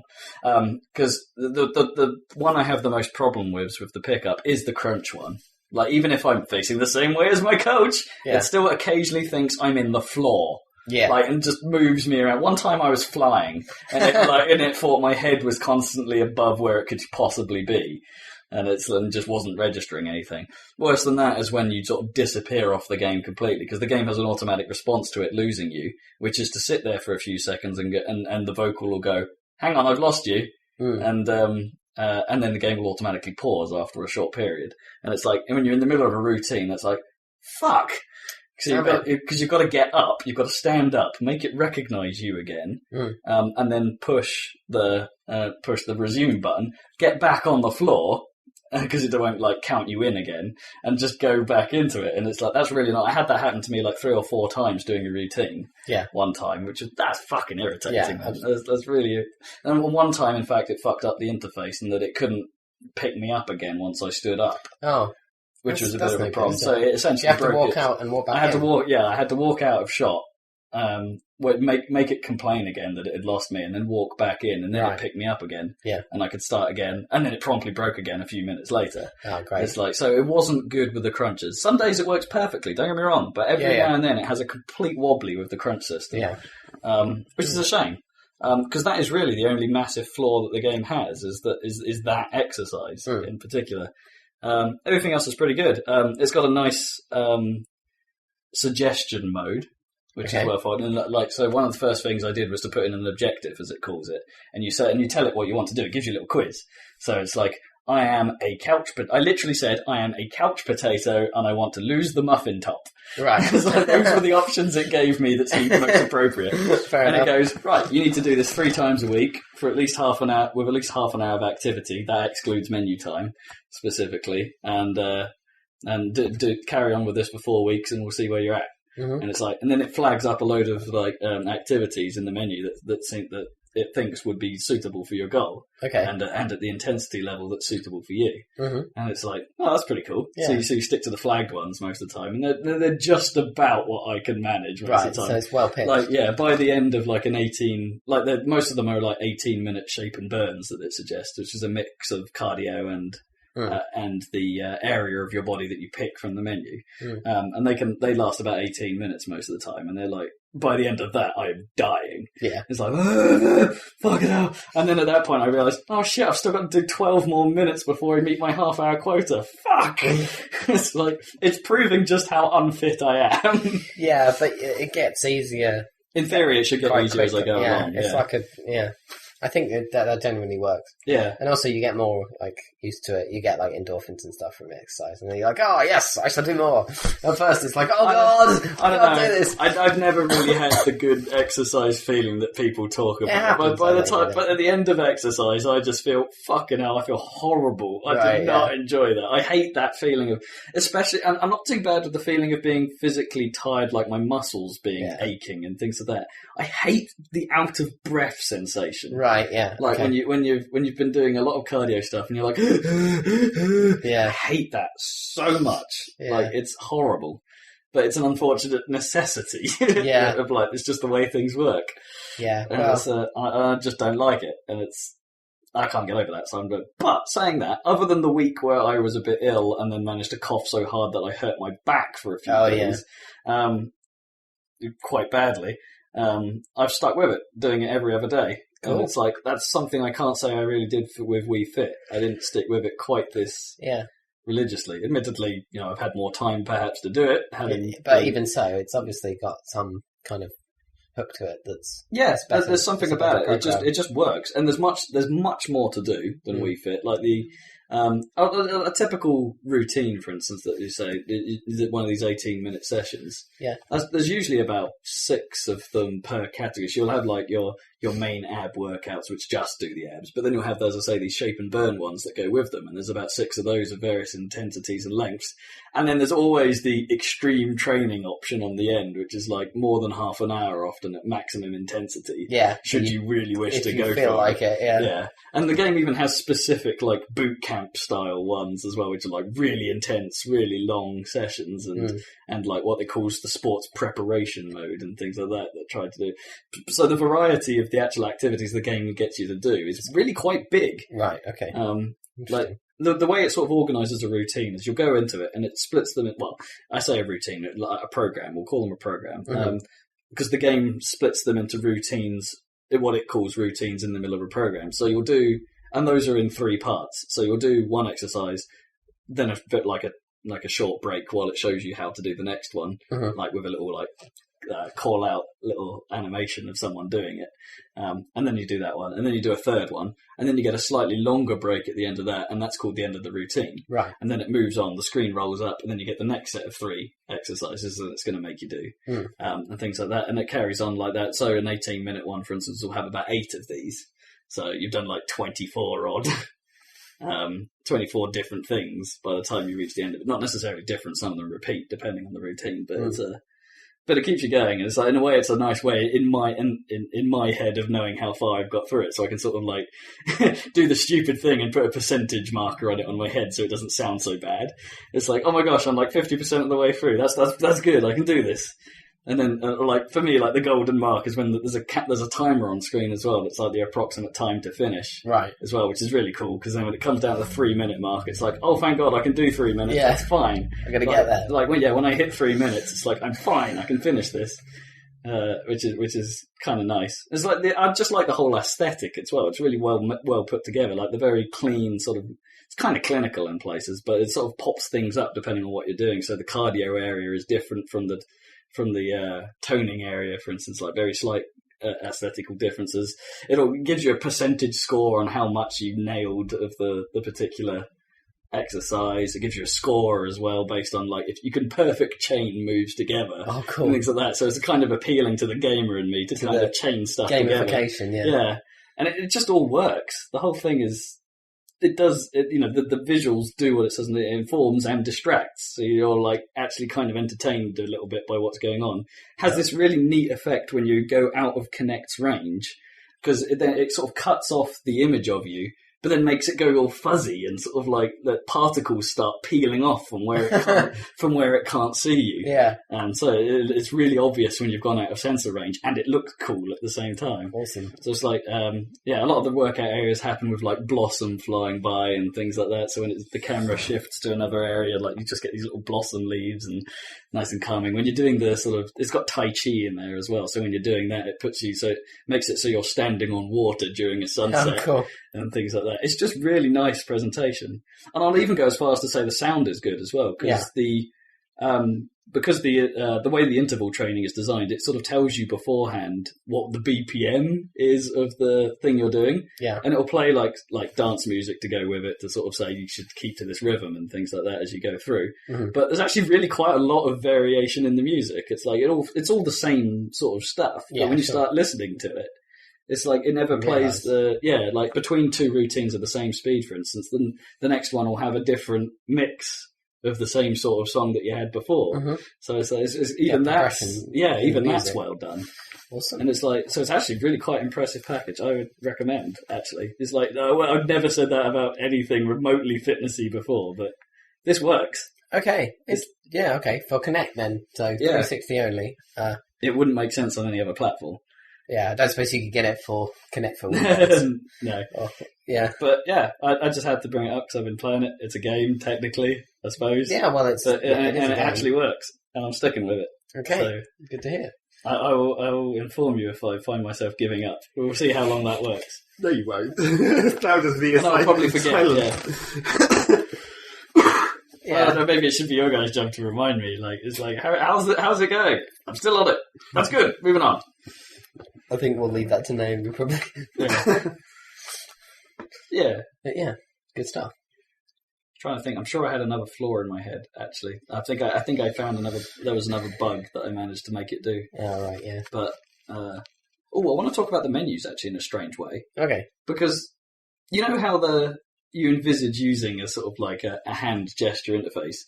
The one thing you never really sort of like imagined, I suppose, was the hover. Yeah, thing that you have to do. Hover and wait. This is the Dance Central doesn't do. Yeah, exactly. This is the slap menu on the Dance Central, but this has quite a cool implementation as well because you do. There's very slight hovers, but you can browse across the menu quite freely by just waving your hand around. And it doesn't actually select anything. Selection only occurs when you then push your hand forward. Yeah. Once you've been in that area, and it just works. Right. And there's a very slight delay, so it makes sure that the push was actually what you meant to do. Yeah. But it's quicker than most sort of like selection things, and it just works. It's great. You've got like a a really blobby sort of representation of your hand as you sort of move around the menu. You sort of can see where you're going, where it is in depth. Yeah, it's really cool. Actually, it works really well. Mm-hmm. It's a good implementation of a Kinect menu. Nice. It's like that looks like what that was another. I'm not sure if it was GDC, but it was some Microsoft thing. There's that MechWarrior game. Oh yeah, well, not necessarily MechWarrior, a mech game. I think it might be Armored Core. Oh, because that's coming out soon. But it's a mech game. That's like Hawken or something, is it? No, it's not Hawken. I know it's not Hawken, but it's on Xbox, but it's Kinect and gamepad. Oh right, yeah. So it actually uses a normal gamepad for some controls and has Kinect features as well. Doesn't Steel Battalion do that? Is it the new Steel Battalion? I think that might be. Uses the Kinect. Ooh, because they basically wanted to be able to have like the unnecessarily complicatedness of all mech. Because it's like obviously you do the driving and shit with this, but then you have like all the other things you can do, like pull down the periscopes, go to slow-mo mode, or like an actual physical thing in the cockpit where you can like open it and then mash the eject button. That's quite a good solution to it, because of course for the original Xbox you needed a gigantic controller for Steel Battalion. £100 worth of controller just for that game. Instead, only to find that it was the hardest of the hardcore. It took 10 minutes to start your engine. Well, no, you got quick at it after a while. Yeah, like remembered the sequence and like tick tick tick tick. Right, we're good. But then just sort of got brutalized by the levels being really really hard. Right. Yeah. But it's a bit like in like Microsoft Flight Simulator, where you can look at things and click them, and it activates the actual control. But this time with Kinect, so you can like pull the ejection handle or something. I don't know. Fuck. Exactly. They have to be damn sure that it's hard not to do the actions accidentally. Yeah, I don't know. Especially in Steel Battalion, where like the precision was quite important. We shall see. I'm sure it'll be fairly ridiculous. I'm sure it'll be not nearly as hardcore as previous mech games, if they're trying to implement Kinect in any kind of way, really. In fact, just for having Kinect in your game pretty much means it's going to be simpler. That's true. So inherently, that's sort of a perception. I reckon it would be a good experiment, because I kind of think that perhaps the Kinect gamepad combination could do things that you wouldn't normally be able to do with just a gamepad. Like, vocal commands are an obvious one that some games have experimented with to mixed success. I think it could, because but, you can hold a controller and do something else, can't you? But I suppose Kinect does have difficulty with sitting sometimes.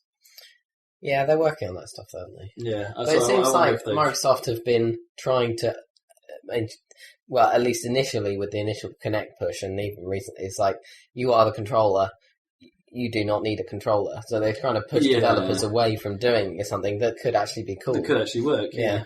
Because of their marketing. And I think perhaps because they're worried about crossover with what the Move is attempting, isn't it? Where it's, both the Wii and the Move have this concept of a controller that you hold in order to do more things in the game. So despite the fact that perhaps, the simulation of your hand grippiness that some, like the Wii and Move games sort of do, is completely lost on Kinect. It's like some of that would be nice just for tactileness. For a golf club. Yeah. Or even the bowling simulator, so you get the proper release point. Because Kinect doesn't really know when you're releasing the ball, does it? It has to make an assumption. Well, even the Minority Report had like little gloves, didn't it? Like the film.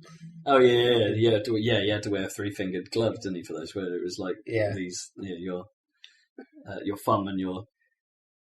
Was it ring? I don't know. Totally unnecessarily. No, it's not the ring. Yeah, it's not a ring. Finger. Yeah.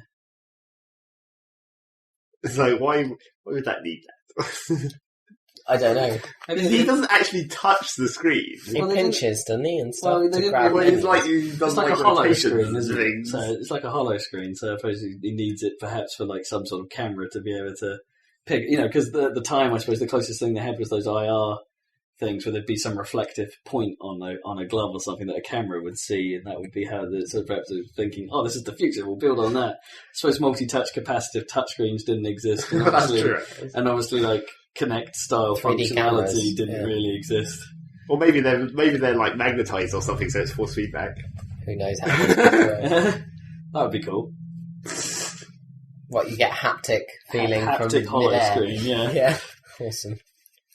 You kind of need it, probably.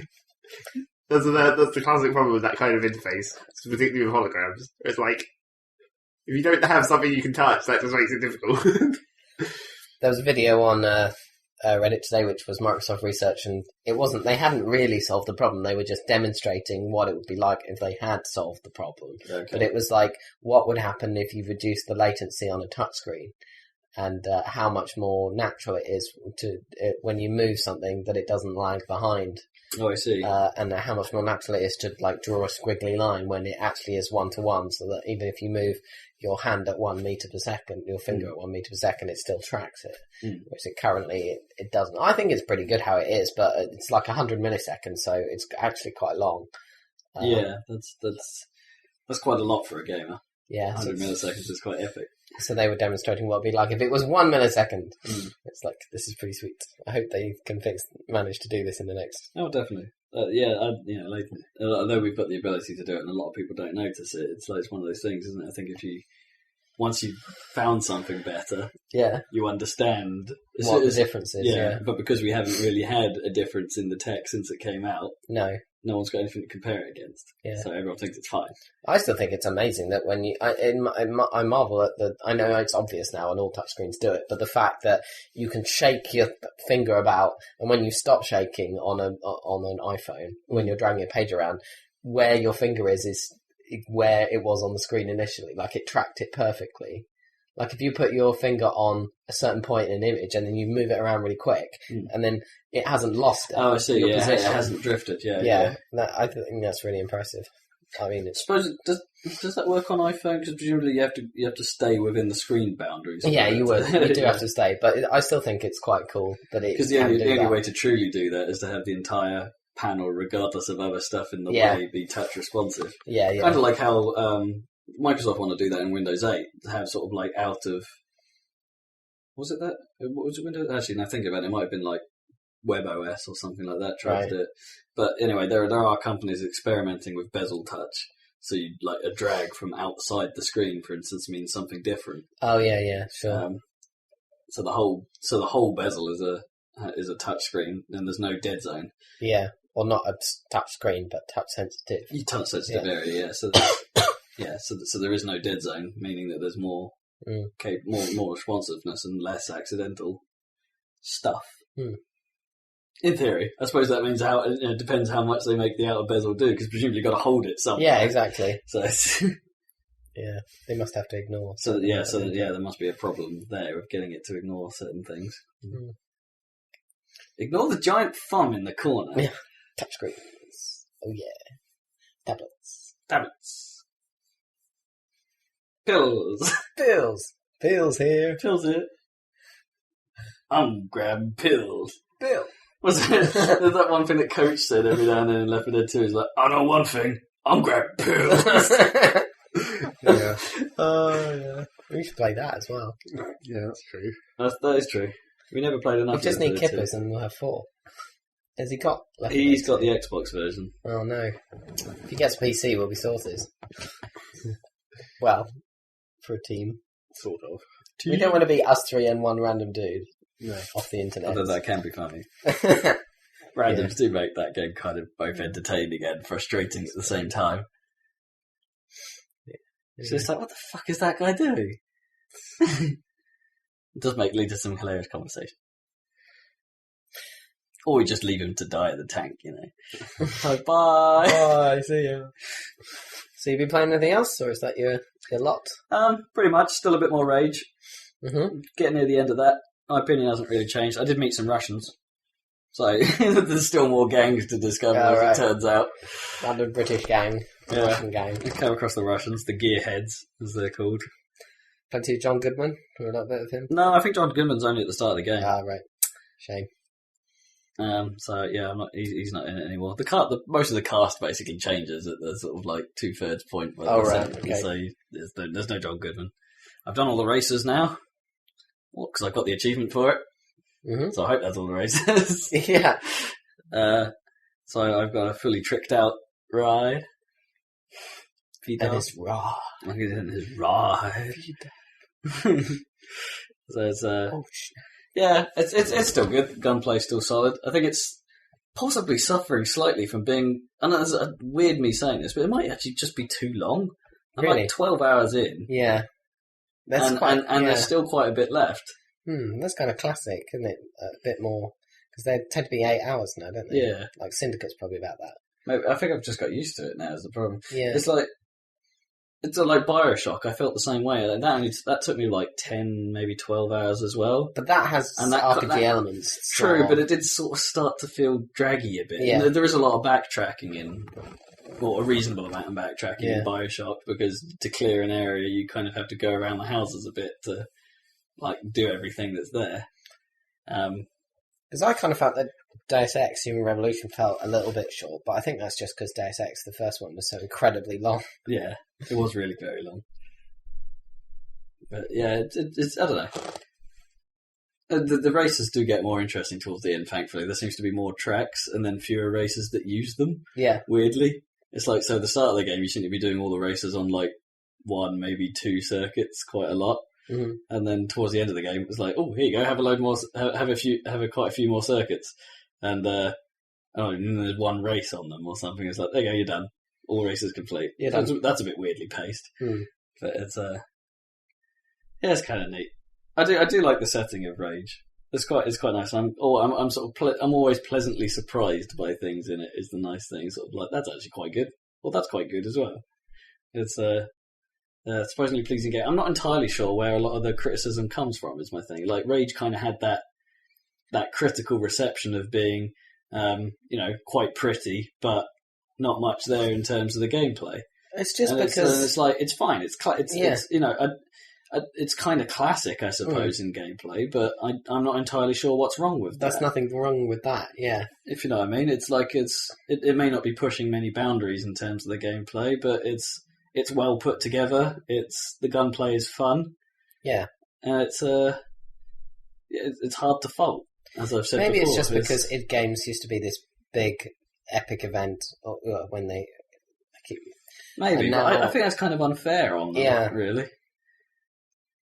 It's like, yeah, sure, they're out of prominence, I suppose, now. They've lost their... well, for starters, they had to make this they made this primarily for consoles. Yeah. The Xbox version, and it is, as I mentioned before, it's a technical feat that this thing can run at 60 frames per second on an Xbox and look as good as it does. Yeah. Not that I'm playing it on Xbox, but you know what I mean. It's the PC version has obviously had to make some concessions because of that. I'm sure they could have made it 40 gigs if they wanted, and made ridiculous amounts of made the textures twice as sharp if they wanted to. But they chose not to because it would be mad. 40 gigs worth of game. Wow, that's like we're probably a few years from that now as the norm. But it's. I think I would rather play Rage than Call of Duty. And I wouldn't call you crazy for saying it. Yeah. Rage is fine as a game. I really like the gunplay, and it's because I think the AI is far more convincing than COD's. And Kip has agreed with me last week. It's kind of they're a bit robotic in Call of Duty. Run forward, find some cover, shoot at you a bit. Whereas these guys will, if you've taken out a few of their mates, they'll run away for a bit and find a different piece of cover to try and surprise you from. And which gets more effective, I think, as the game goes on, because some of the enemies blend into the environment a bit better. Like the Russians, for instance, their brown armour and their brown environment. It's kind of like, sometimes it's hard to see where they actually are. And so when they fall back, it's like, oh, fuck, I've got to find them again now. It's, I don't know, it's good. That's all I can really say. It's cool. Good. It doesn't. Okay. I don't think it deserved the reception it got. Well, as long as we enjoy it. Yeah, exactly. Yeah. Fuck you, rest of the world. Yeah. Have a good time. Play some Rage. Yeah. Yeah. Shoot some dudes in the face. Bang for the buck. With a shotgun. Yeah. Feels good, man. Oh my god. So we've managed to fill out the time, man. We just have. I don't know what we actually talked about. Views! Views! Lots of views. Yes, indeed. I kind of want to play some SimCity now. Yeah, I know. Mainly sucks because, like, I can never decide whether I prefer base SimCity 4 or with the expansion. I know. Is Rush Hour really worth it? The trouble is that like it adds some awesome things. Yeah. Where there's like the like advanced query tool where it shows you the literal routes people drive to work and stuff. So you can see they're being retarded all the time. Yeah, that is like that's the problem. It's like it reveals this information, but then you realise that it's actually like SimCity is really not very. Where's the intelligence? It's like the classic problem I have with SimCity 4 is where you're coming down this straight road and you're going to your workplace, which is on the left, and you come to a junction and it's a regular road and it goes to the left, and then one square further forwards there's a highway that goes to the left, but you drive along the regular road because it's nearer. It's like, no, you idiot! Like highways are meant to be higher capacity, and you drive faster. Why did you not prioritise that? I actually looked this up on. I happened to be on a page on Wikipedia for this phenomenon. It's called rat running. Yeah, and there's a whole bunch of things they do to stop people doing it, like traffic calming, and like there are some streets which are like you may not turn left during these hours. Yeah, and all kinds of things. Yeah, so if you could deploy some of that stuff in SimCity. Well, then that's eventually when in my later cities in Rush Hour, I started doing ridiculous things where I was just designing cities that had no routes except for the best route. Yeah. Where it's like, fuck you. I'm bulldozing this one square. Well, yeah, it was like I build like my standard like 8x8 blocks all over the city, but then remove all the roads so that you could so that all the individual blocks filtered onto one slightly better road, and then that one slightly better road led up to the highway. It's like, screw your pathfinding, I'm going to make this so you can only go with the proper route. Yeah, which worked. But then that started to get bogged down eventually because it was the classic problem where like if you're fighting against the AI, eventually it just somehow kind of breaks and it's like what, and then it just like your city gets like random bits start getting abandoned and stuff. Yeah. I just had a thought. Didn't you want to talk about that sexual harassment thing? I did, but I can't remember exactly what the guy said, so I wouldn't want to. Okay, I can say this. So I can tell you what the circumstance was. So it was an event that Capcom were holding, a live reality show thing over the internet, right, for the pending release of Street Fighter Cross Tekken. So it was did they just have a fight live? Yeah, basically. Well, No, not a fight. They played the game. Yeah, and they had like kind of style. They had like Team Street Fighter and Team Tekken, right? And so this was rolling footage, so there was a lot of stuff of fights, but there's also interviews in between. And basically, the leader of Team Tekken was a complete dick, basically. And he had a girl on his team, and he kept, during the matches and stuff, he kept asking inappropriate questions and stuff. And so and saying, "What's your bra size?" and all this stuff. So that was not very nice. And then an interviewer was like, asked her questions like, do you think the community is, there could be problems or it's unwelcoming or whatever. And she said, I would look at what's happening today. Or, this isn't very, I don't appreciate this. And then he started asking the guy, do you think that some of this stuff is inappropriate? And so he had this argument that, no, in the context of the fighting game community, this stuff is not inappropriate. And it would actually be ethically wrong to deny their rights to act like douchebags, basically, because it's the fighting game. He basically said, this isn't StarCraft. In StarCraft, everyone's, like, reasonable to each other, but this is the fighting game community. It's built on, like, hood spirits. It's all about, like... It's like, that's not exactly, apart from the bit where he sort of calls out StarCraft directly, it's just generic sort of, like, be in your face attitude, just like Xbox Live, how you have screaming 14-year-olds. It's just... That's essentially what it is. It's just that he's attached it to a specific community like an idiot. Yeah, I know. I mean, he just said... It was basically... The interview was like... on Xbox Live, you generally don't ask everyone how big their boobs are. Yeah. Well, he was what are you talking about? Of course you do. Have you not ever been on the internet? As soon as there's any hint of a woman... That's the first thing they ask. I've never actually come across that. It's completely unacceptable. But, like, he was saying, like, the interview was like, I've seen, like, somebody watching a fight with a woman, female character, scantily clad female getting beaten up by whatever, another character. And saying, fuck, rape the bitch, rape her, or whatever, as, like, in the crowd, or whatever. As, like, beat her up, or whatever. And that's, like, horrible. And you think that's, he said, you think that's acceptable? And he said, yes, it's totally acceptable. And then he tried to justify it in the context of fighting games. I suppose people would say that, while watching a fight. But when you're talking about a character, that's a very different thing to actually talking to the lady next to you. That's true, but it's the atmosphere, isn't it? If there's ladies in the room and you're doing that to the character and you're using those words, I don't know. Context is important here, but and he was out of context. He's misunderstood. I think he's obviously associating an actual person with a character, and that's not the same thing. Yeah. Still, I don't know.